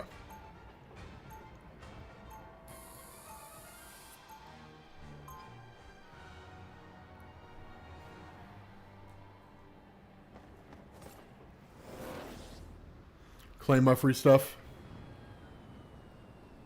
You're playing Street Fighter right now, but you might hop on in a bit? Fair enough. Or Stephen. Jake. Thor.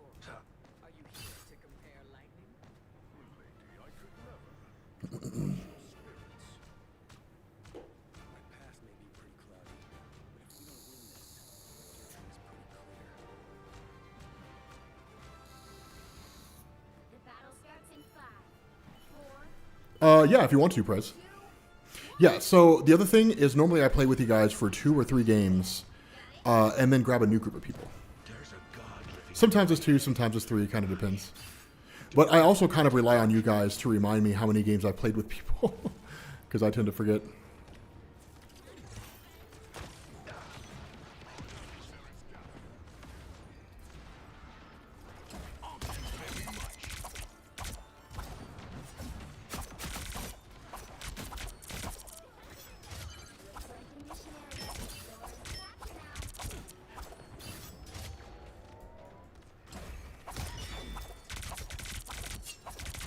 Love battlefield medicine.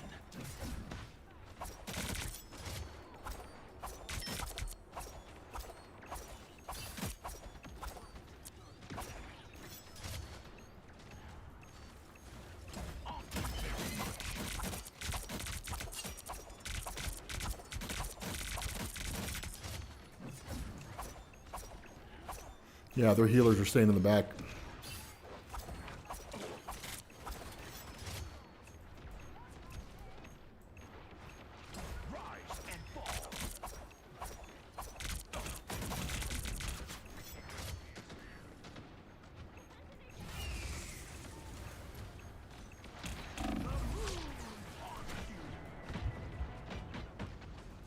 Low on power.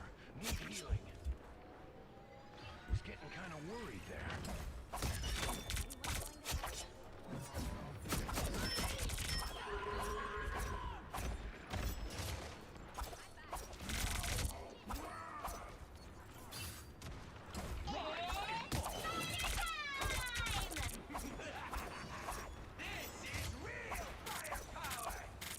Take out that shield generator.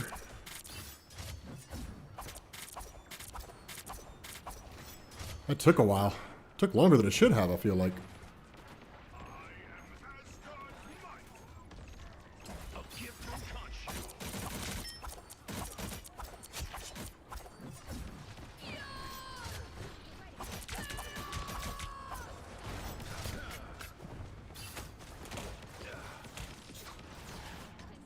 Low on power. Need Keep captured within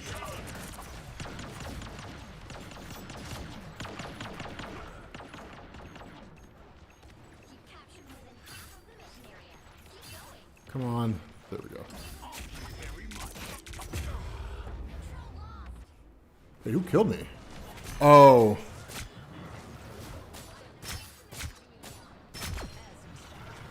Damn, I didn't even realize I was getting hit that fast.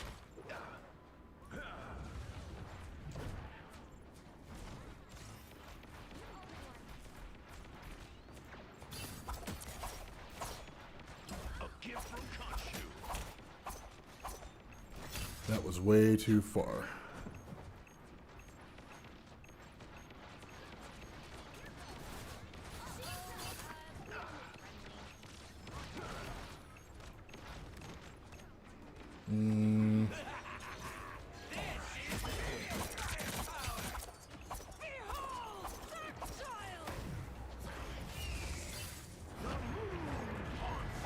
That is not where I wanted to put that. Khonshu smiled on us.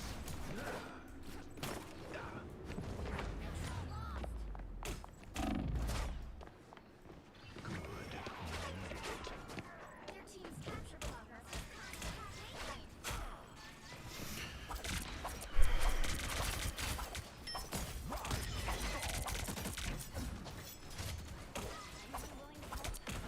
Battlefield medicine.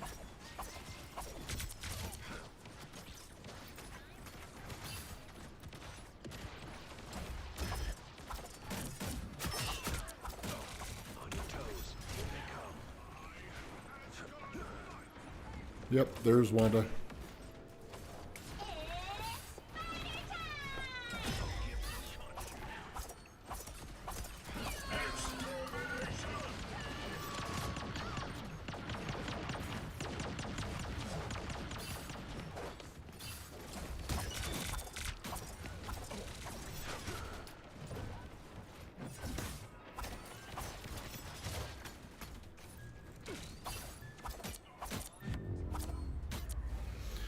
Damn.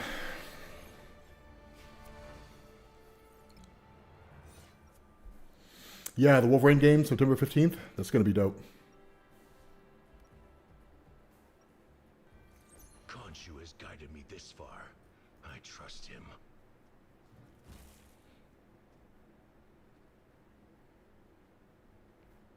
My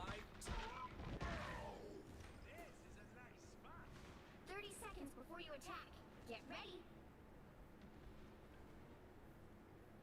How does a creature so small lift a weapon so large? same as you, pal.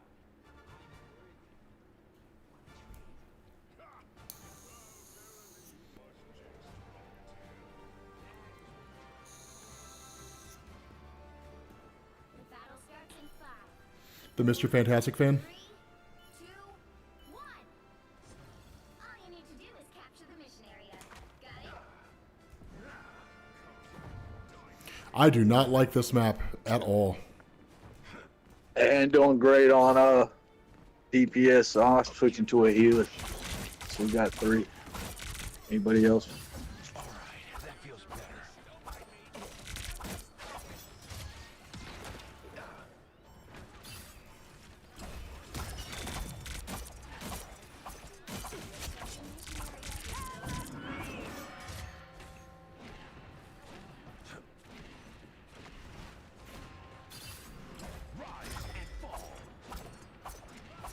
Damn, it's too far away. How come there are so many of them? Those up in the air right when we enter.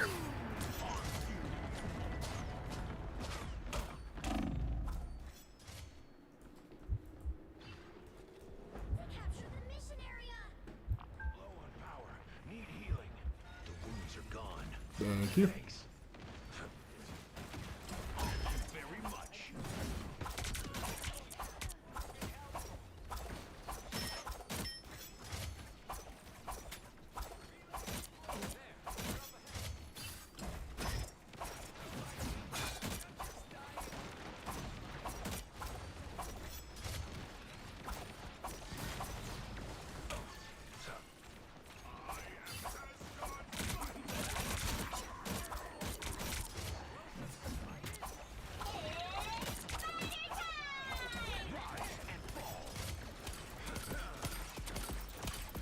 Their team's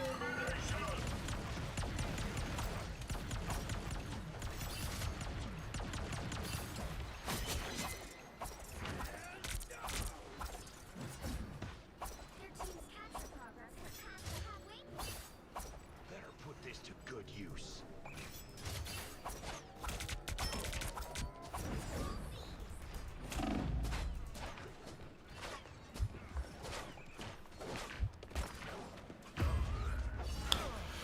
I don't know why I did that.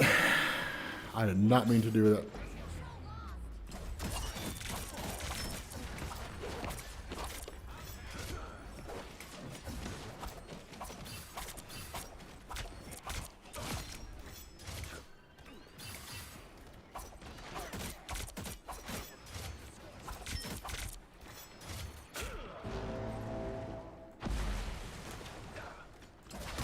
Very much. The wounds are gone. Thanks. We'll have to keep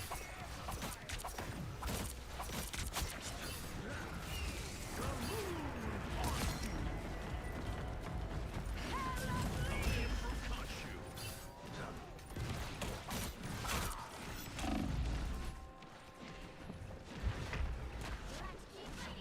we have clear. Damn. Yeah, I need some elevation.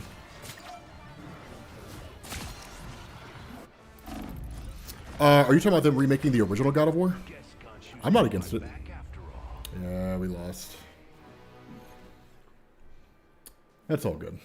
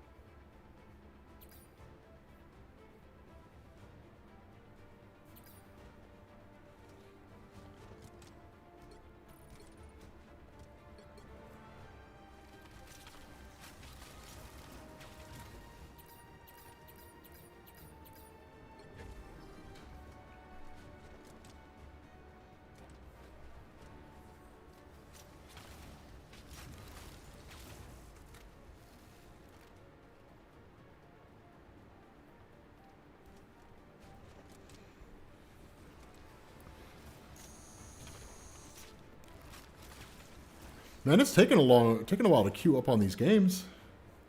Jesus.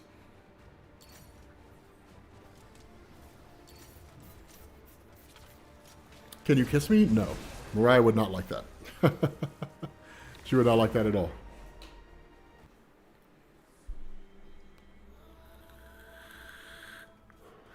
You know, the funny thing is, the original God of War, Your hero. I never played it. Well, I played it, but I didn't play it when it first came out. Mariah kept screaming at me to play it. Cloudless night, just Wait. like the moon. God of War 2018. That was the one with Thor and all of them, right?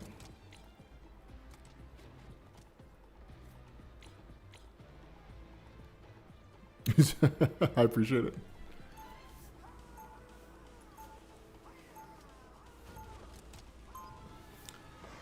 Oh. Have to take something to my mom at work. Might have to join in the third round, folks. That's fun. Khonshu has guided me this far. I trust him. 30 seconds before you attack. Get ready. That was Ragnarok. God of War, Rob. Okay. Yeah, that's what I thought. Yeah, that one I did not play when it first came out. Mariah was screaming at me about playing it. She's like, you need to play this game. Say you are a true gem. The battle starts in 5, 4, 3, 2, 1.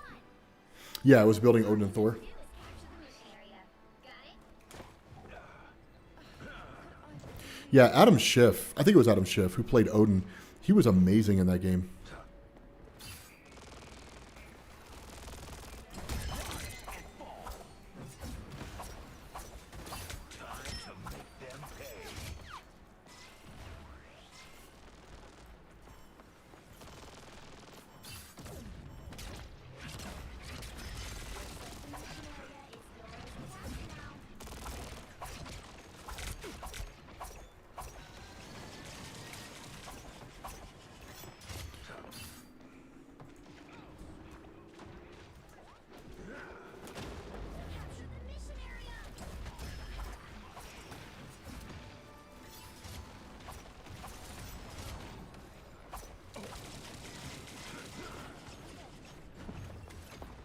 Alright, that feels better.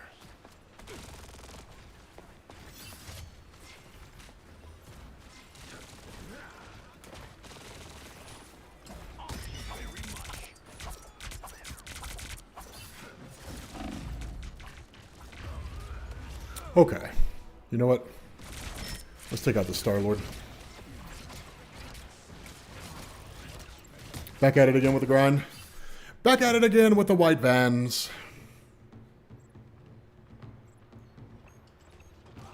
Shields up.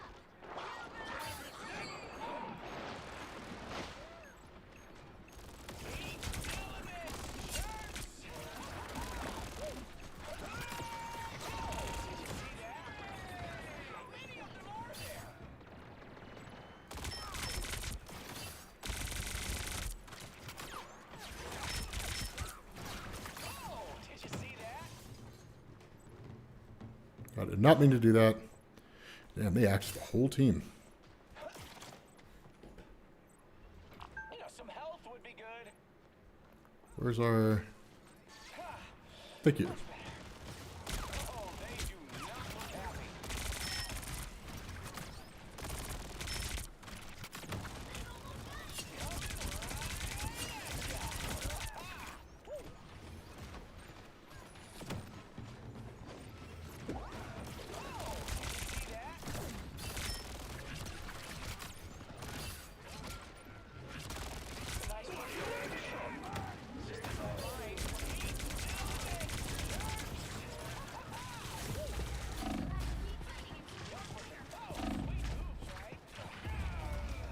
Damn it.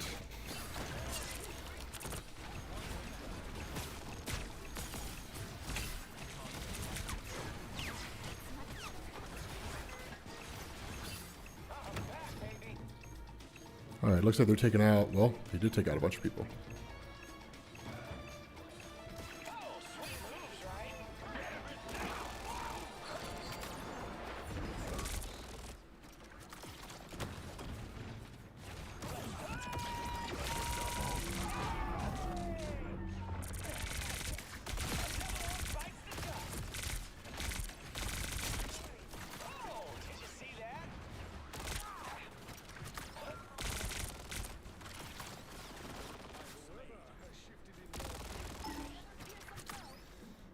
Hmm.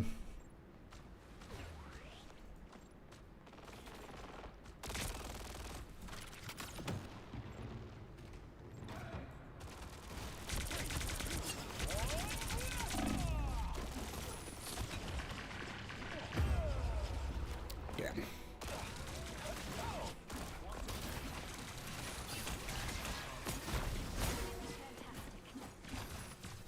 Back, baby.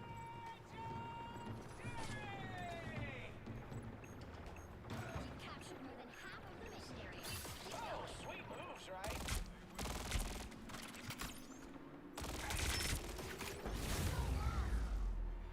We'll have to keep fighting until we have a winner. Oh, thought you had me. Damn.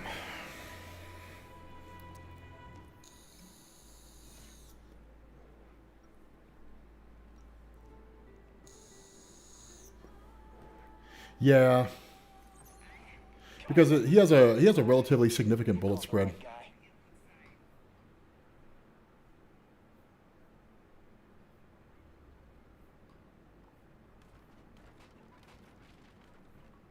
30 seconds before you attack. Get ready.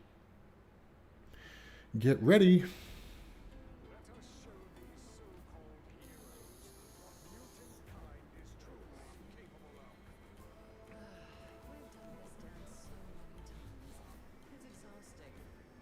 I suppose you'd rather just fly. The battle starts in 5, 4, 3, 2, 1. Okay. Oops. Let me switch back to chat. There we go. So maybe let us win. Oh,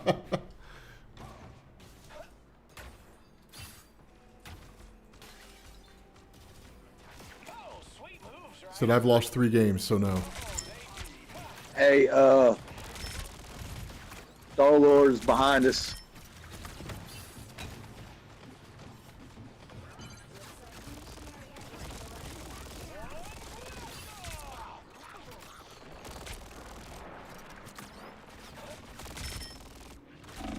Oh, did you see that? Captured the mission area. I was looking for one of these.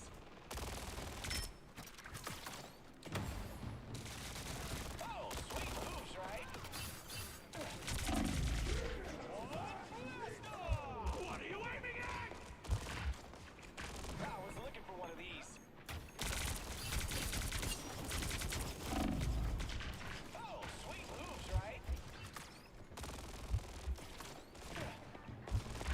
Needed that boost. Oh, sweet moves, right?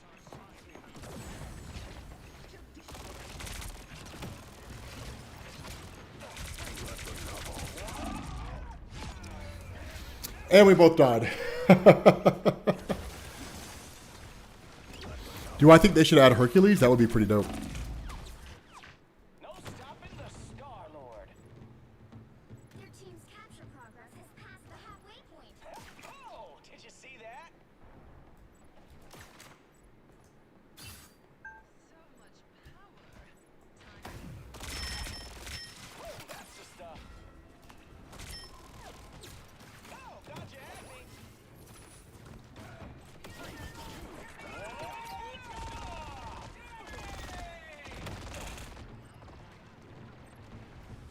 I was looking for one of these. Oh! Yay!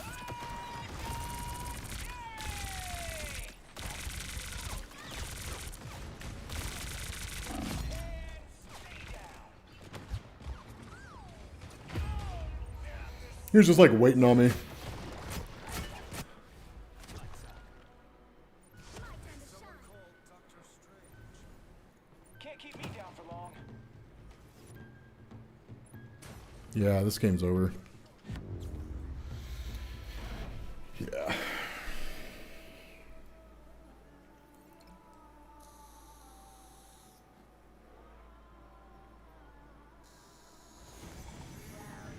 What's my favorite Marvel run that I am following? Yeah, it's Quick Play.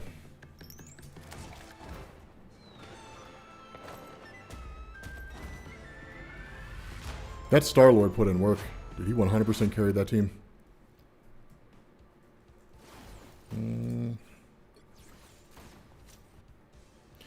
Okay, we're going to grab some more folks.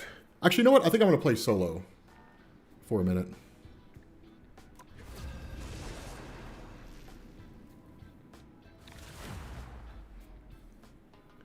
Yeah, people were talking about Juggernaut yesterday. People were saying Juggernaut needs to be in it yesterday. You'll need a top-notch team to win this one.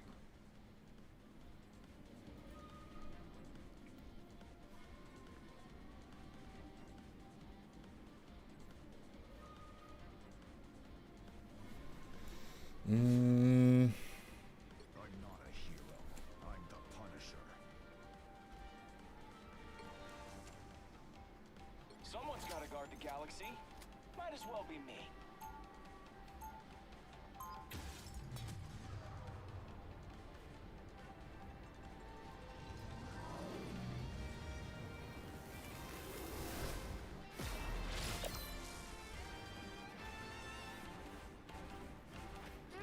Before you attack, get ready.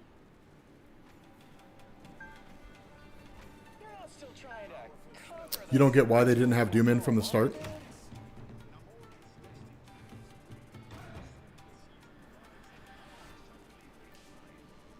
Do you know there are millions of planets covered in water? I mean, I could just, drop you.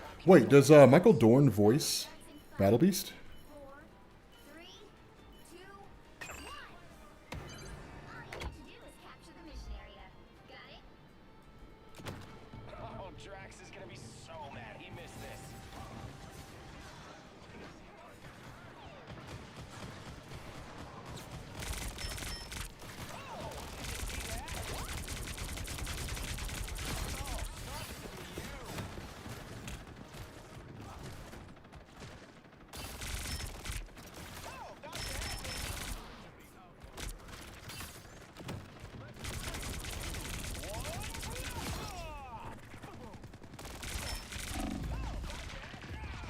Damn it.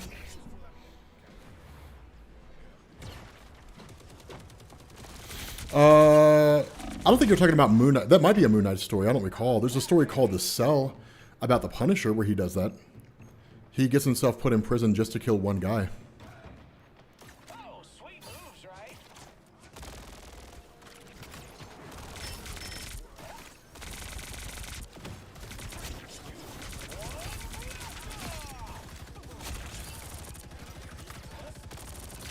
Calm down now, without that turn. I enjoyed that way more than I should have.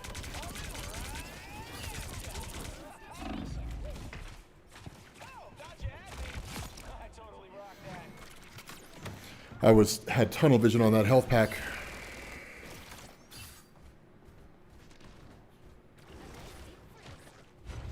What do I think of Cosmic Invasion? What's Cosmic Invasion?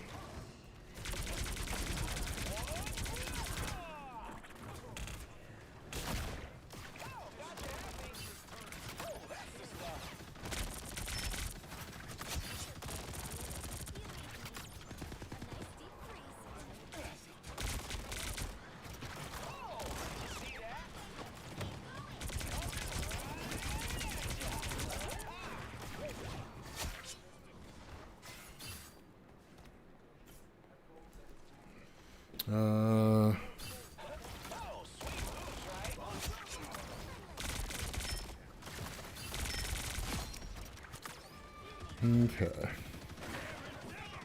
Oh, it's in Marvel Arcade?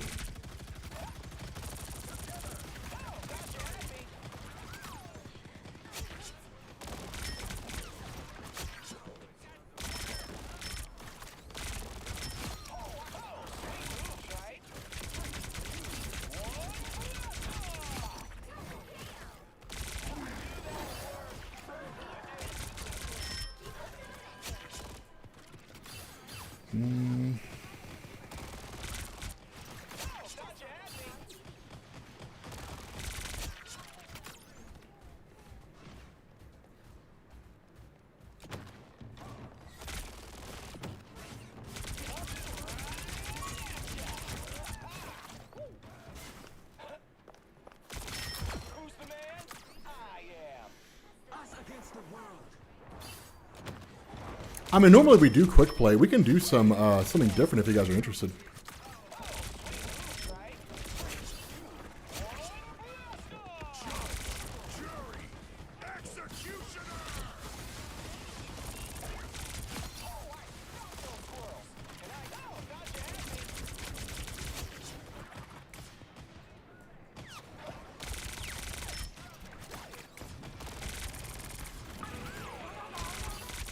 Who's the man?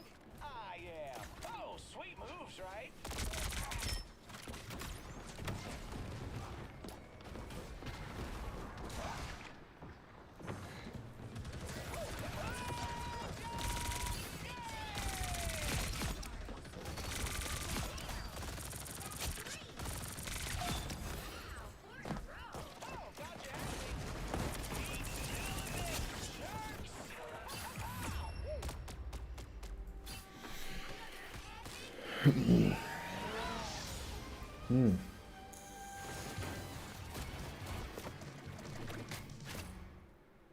It had a oh.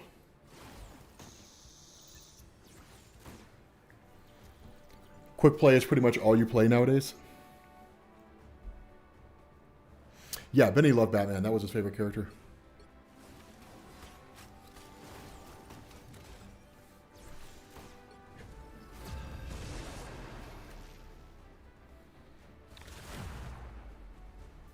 Sandman and Marvel Rivals would go hard. Yeah, it would. It'd be amazing.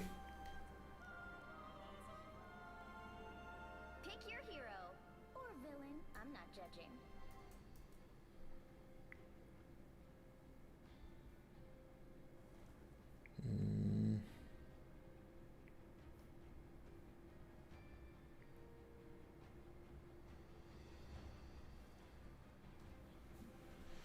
Let's see. Capture the Royal Palace. I tear through the cloudless night, just like the moon.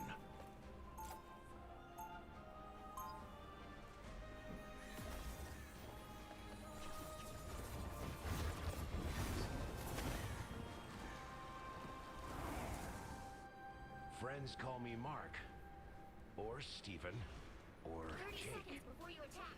Get ready. What the hell are you talking about? I can sense the struggle inside of you, my friend. The beast raging within. Take my word, Goldie. You don't want to see that side of me. It ain't pretty. We all I am playing on one of the East Coast servers, I think. Or the West Coast servers, Denver. I don't remember off the top of my head. One. All you need to do is capture the mission area. Got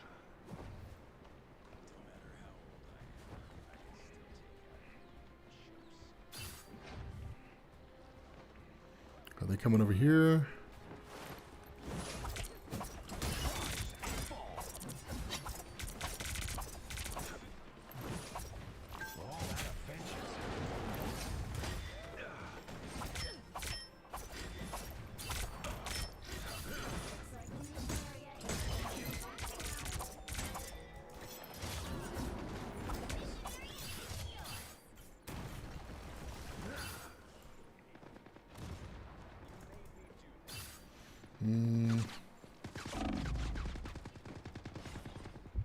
Could use some healing, Khonshu. Make it. Good riddance. Get out of here.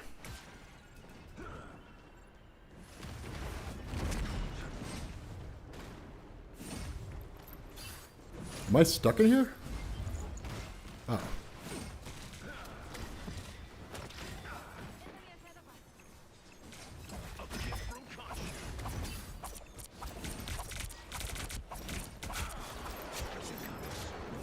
Khonshu, protect us.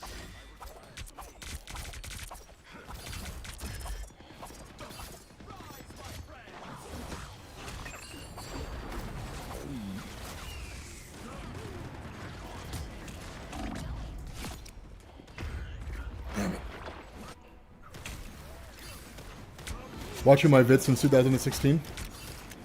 I don't really want to make my own comic. I've come back from far worse than that.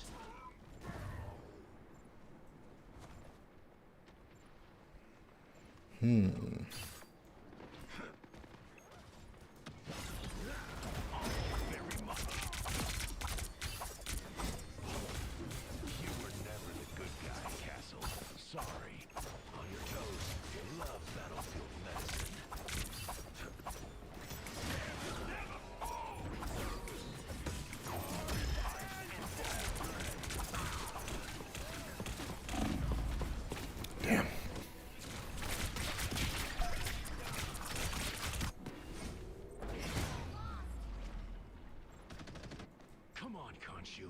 Let me rest.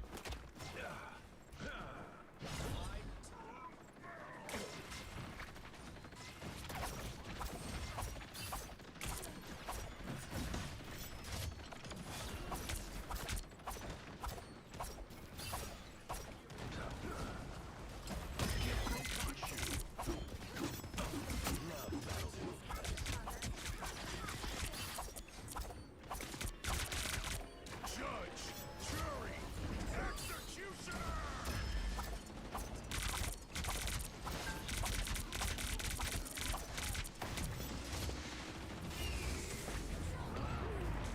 No!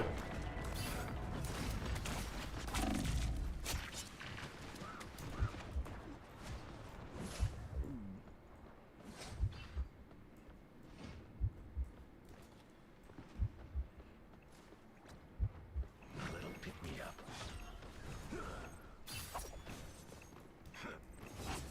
A gift from Khonshu.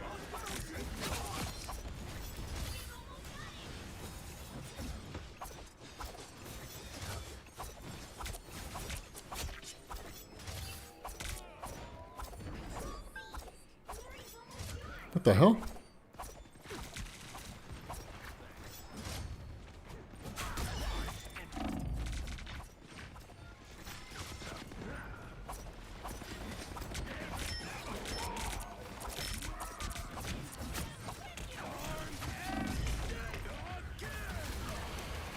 Whew. You'll have to keep fighting until you capture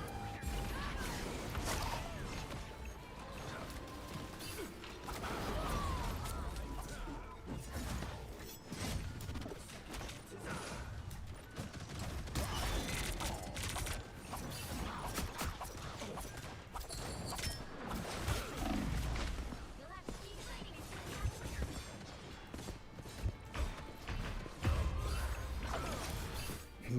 Our healer is leaving a lot to be desired. Come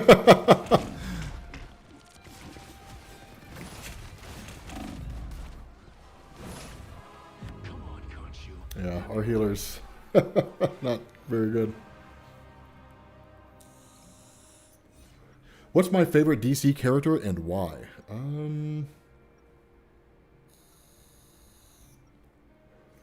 Khonshu guides me, just not always in the right direction.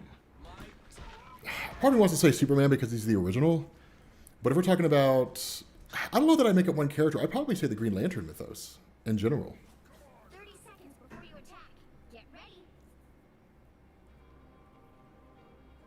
Your soul is divided. Performed a video inspection. Oh.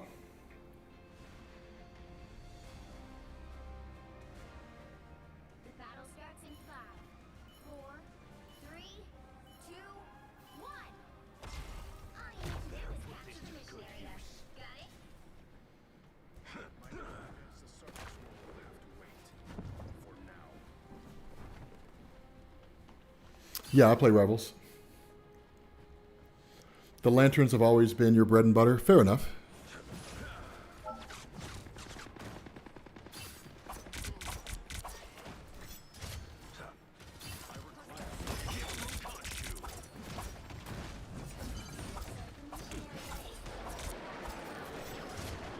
Absurd, but kind of cool. You can't be trusted with firepower.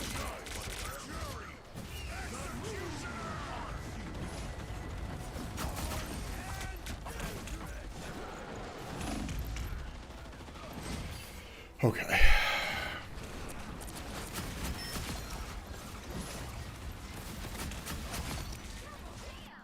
Capture the mission area.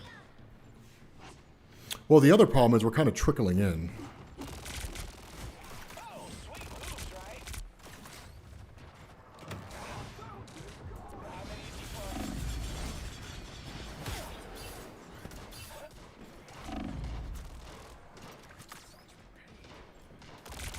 How many did you find? Oh, thought you had me. I was looking for one of these.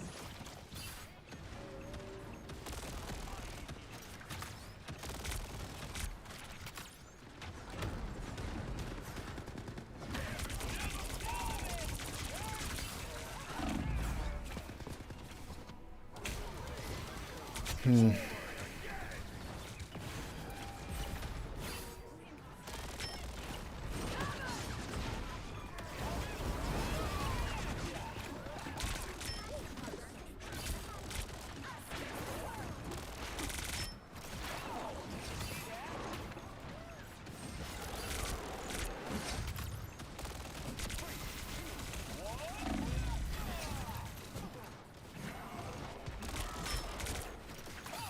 moves, right?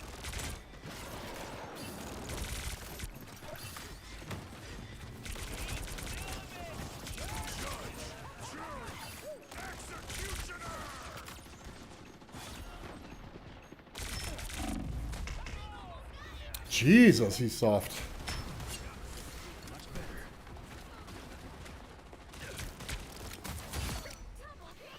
God in heaven, Star-Lord.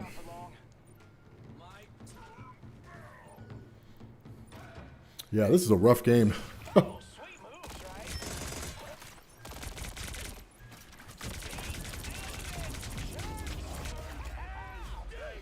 right? Yeah, our healer was not very good. The Rogue comic that came out last month, I don't remember what happens in that comic.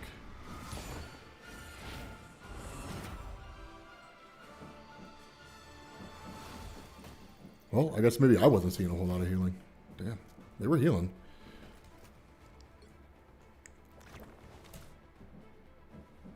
No, the company that made them went out of business. I'm trying to find a new company. The Mad Titan.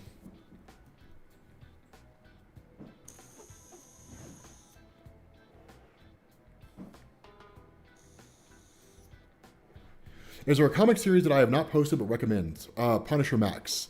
I've never. You guys are welcome to send me requests, by the way, to join the team. I have never covered Punisher Max by Garth Ennis on the main channel.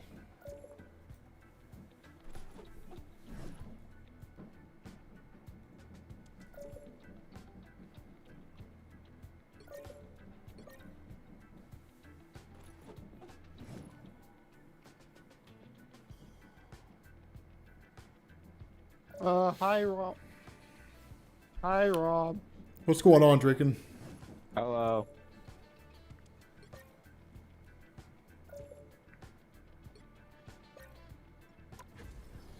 All right, let's go play. We've been live for a few hours, so I'm only gonna.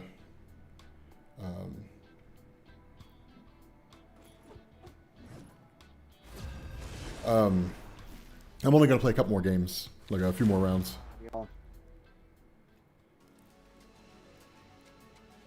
I'm doing good. Also recently, I heard that Quick Play is becoming Tryhard Central, despite not being ranked. Oh. Yeah. Hmm. Hey, we got this.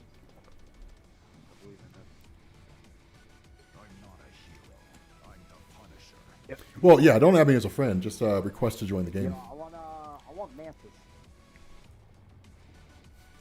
You can request to join without adding me as a friend.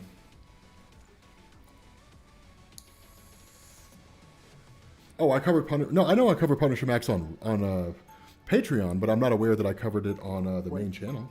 Did I? Quake 3 Arena. I've never collected Mezco figures.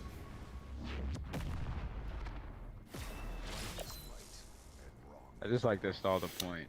When you say the Nick Fury Everybody else series, stays are you alive. talking about Nick I'll Fury stall the Max? point for you guys.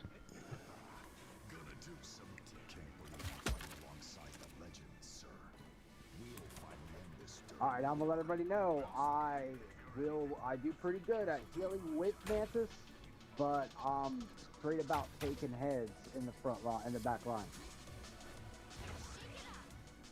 The battle starts in 5, 4, 3, 2, 1.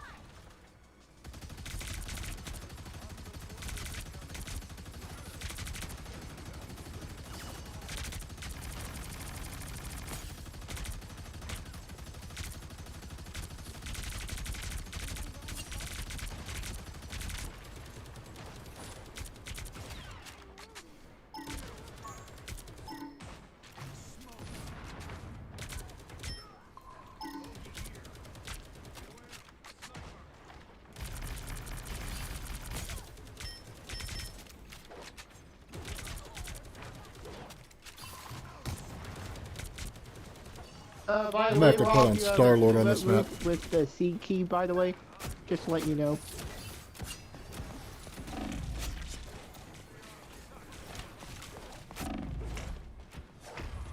Oh, right there. Damn.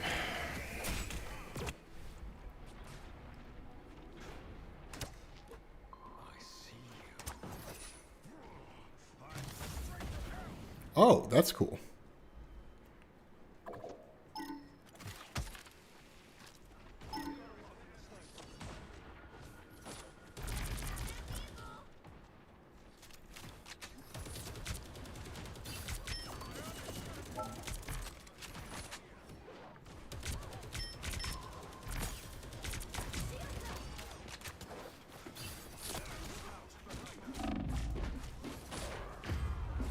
Damn it. Okay. You know what? I'll give up my Alright, I super. did not get healed, so I'm just gonna heal Rob now. I will give up my I super for keep that. him up. And my strange, I got my strange too. Where's...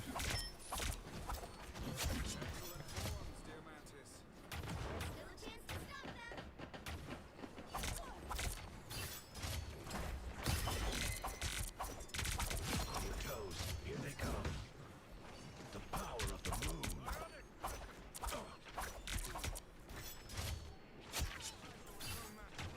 A gift will touch you.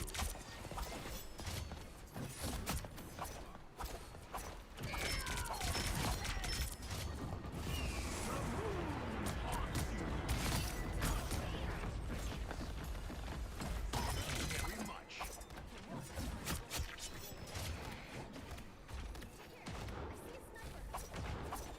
Love battlefield medicine.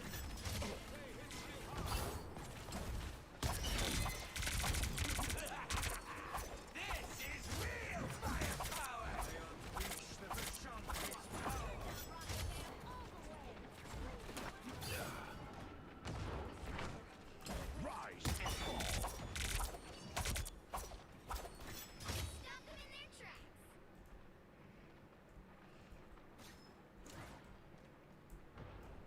Where are they at?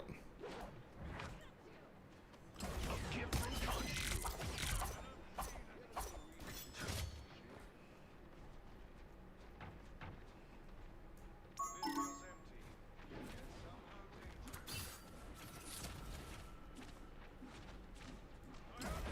Very much.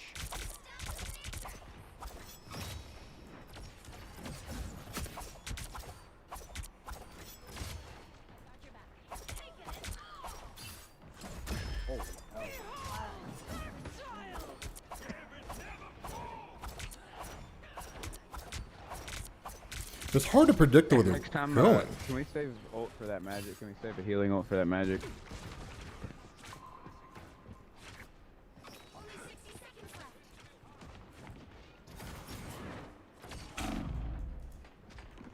Low on power. Need healing. The wounds are gone. Thanks.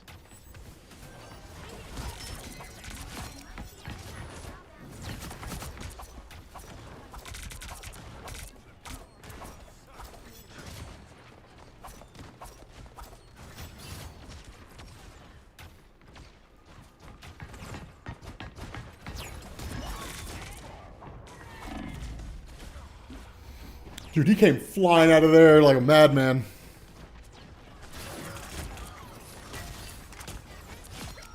Jesus, Daredevil's cracked. Punch you. Let me rest. Wow. Oh, we had so many one tap there. Sucks. Save the Gambit ult next time. Save the Gambit ult for something important.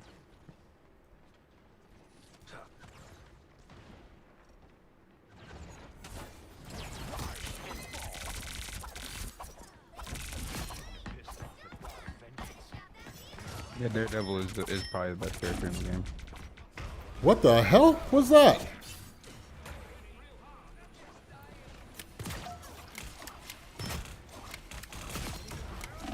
What in the hell? You've got my back after all.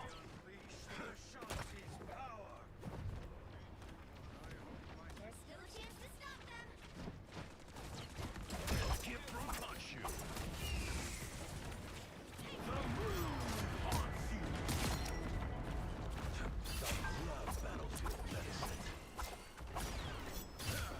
Alright, I got Cloak and Dagger. I'm gonna try to counter their, I'm gonna try to counter, like, the next important ult that comes up, okay?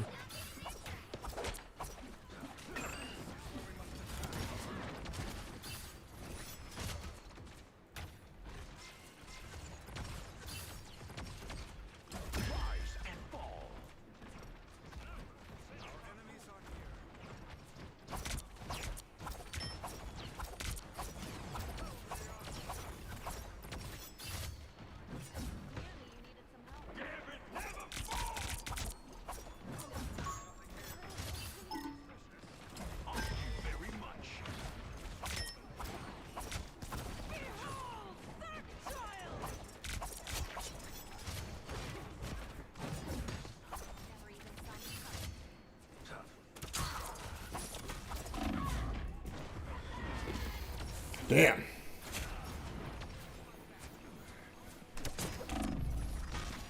Everybody wants to be captain. Nobody picks a role.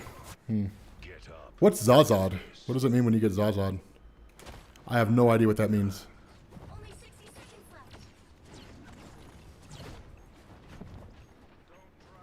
Someone's aiming for us.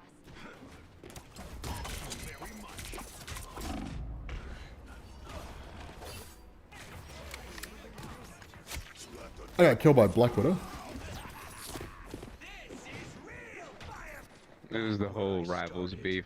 Zaza is a streamer and she played Widow, and now everybody calls somebody who plays Widow a Zaza. Oh, okay. Everybody except the real Kenta.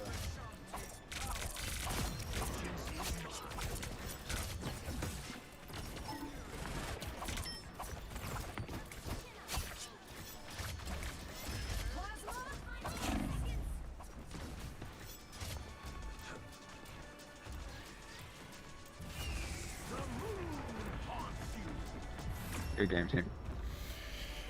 Whew.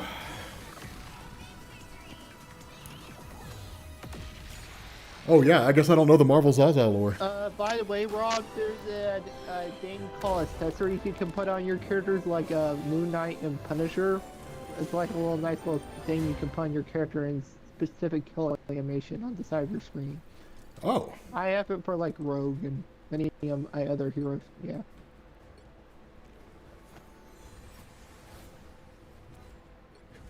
Vibes-based gaming. Fair enough. Hey, if it works for people, I don't see a problem with it.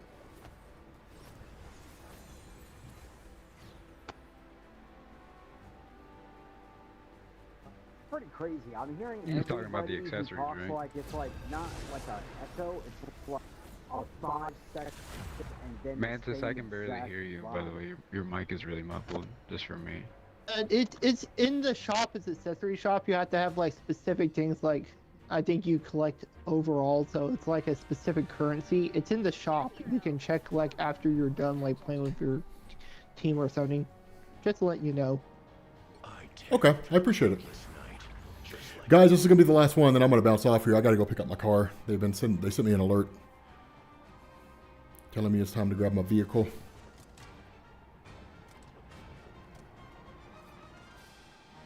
Yeah, she lost $40,000. That's kind of crazy. I don't know, maybe she has the money. Yeah. She lost all her sponsors? What happened?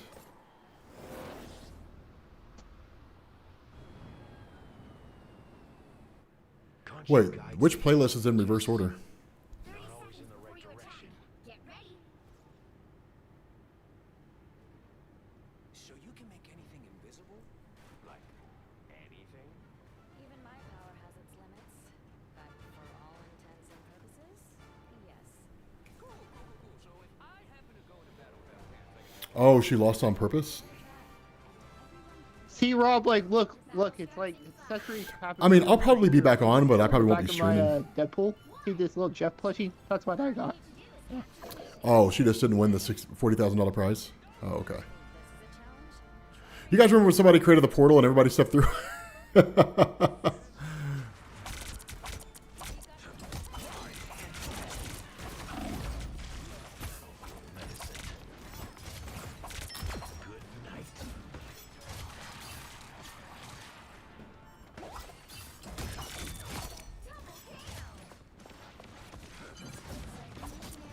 That was me, Rob. I was the one that messed up that pull that one.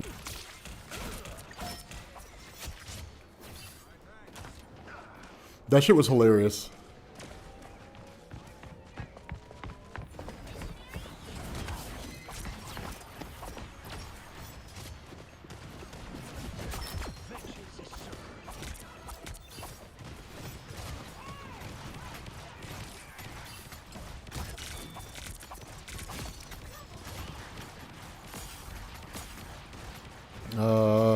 This is probably going to be a bad idea, but let's give this a shot.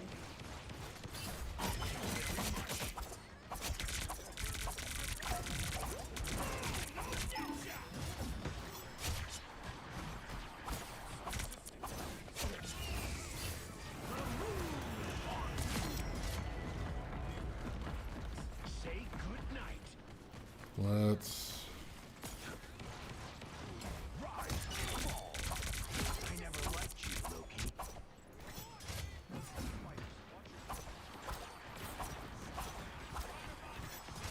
Let's get out of here.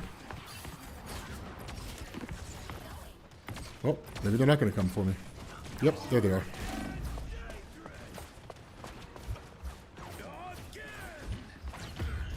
Oh, damn. Damn.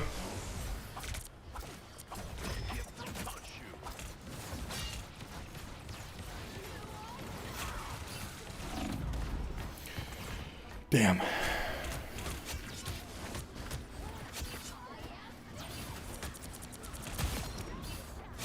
Yeah, I'm really excited for the new Wolverine game.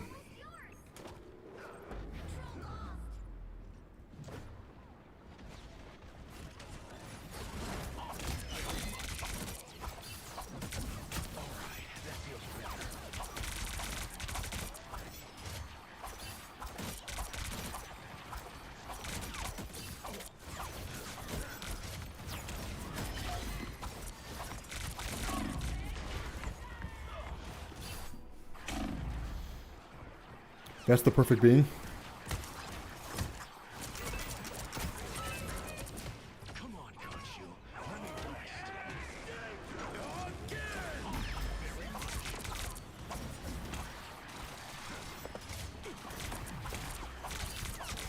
rest. At some point, I'm just not getting healed right there for no reason.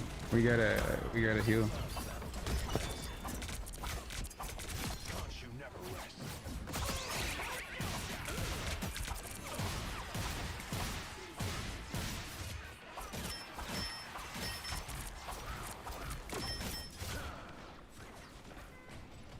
A gift from Khonshu.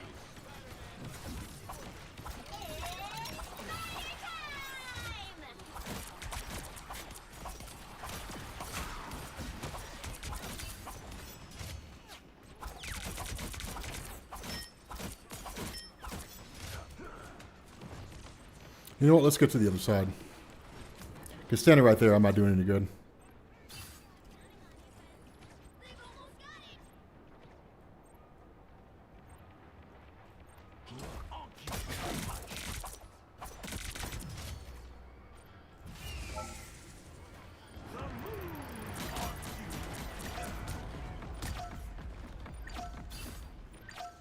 I'm portaling.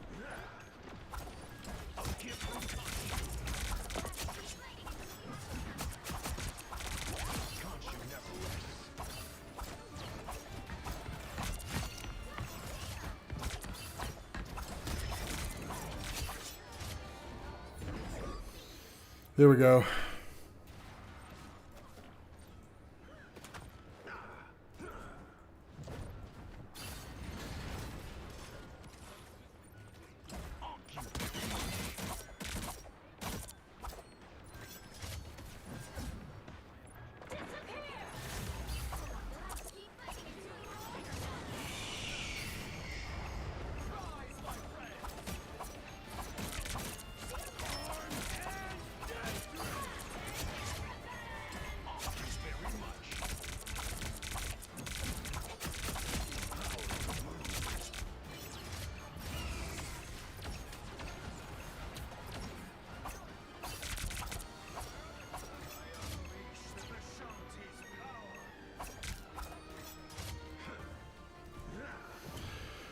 There we go. I think our Jeff disconnected. Damn. That was tough. That was tough.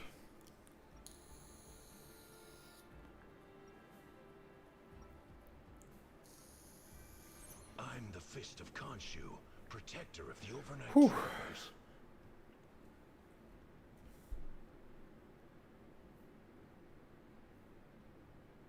Yeah, it was a good ult, Rob. If you didn't get a good ult there, we lost. It was a good ult, bro. I appreciate it. The worst part about white costumes? The bloodstains. Just got the Rivals game. Oh, just got Rivals. This game is legit. Yeah, Rivals is fun. Like I said, I'll probably be back on later. But I won't be streaming. I'll just be playing. Trust me. The battle starts in 5, 4. Oh my god, World Breaker mode is ultimate? That would be insane. All you need to do Just like shake the ground and like stun the players. I feel like that would be broken as hell though.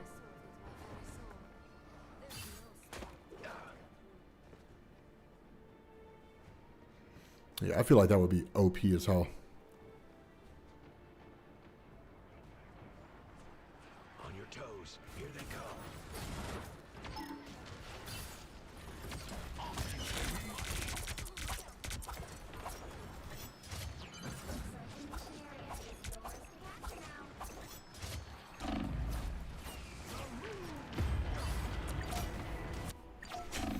I'll take it. I have not read Assorted Crisis Events by Dennis Camp. I need to. I've heard it's really, really good, but I have not read it yet.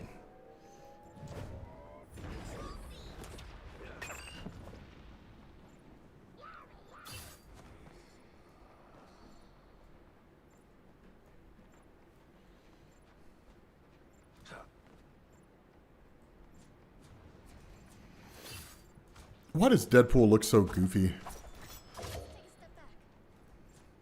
Wait, did our Jeff die? What was our Jeff doing all the way up there?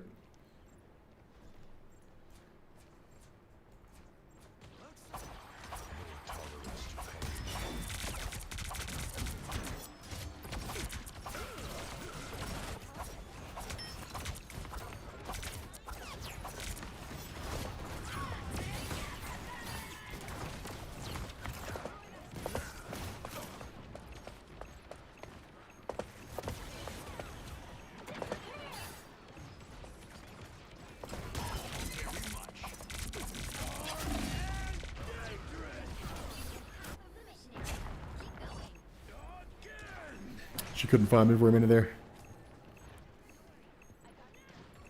Back again? Great.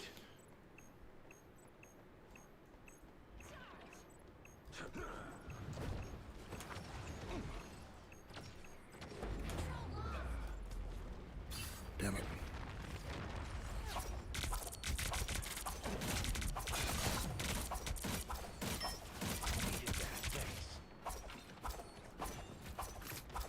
We should go back to triple heals. It's just kind of broken on this game. It's up to you guys though.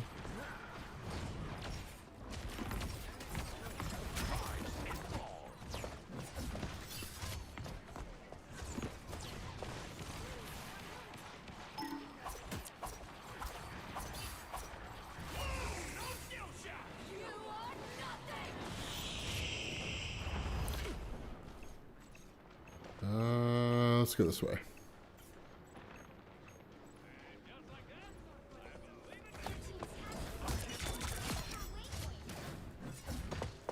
I am the light in the darkness.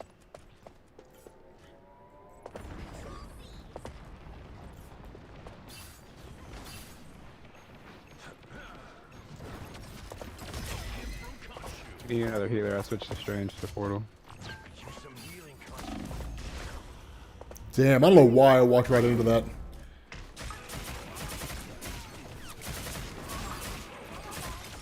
That was stupid of me. Come on, Khonshu. Let me rest.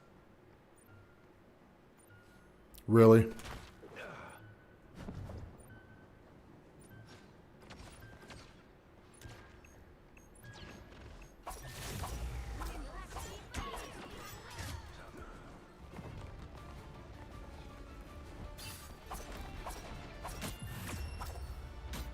Good game, guys. GG's, Rob.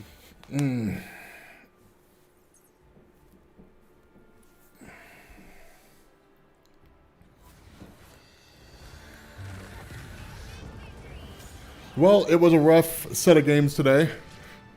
But, yes, I am going to bounce off here. I gotta go grab my car. And I'll be back on to Marvel Rivals later, but like I said, I'm not going to be streaming. So if you happen to be on, send me like an invite or something like that, and we can play. But, anyway, yeah, I will catch you all later. Peace. Have a good day, Rob.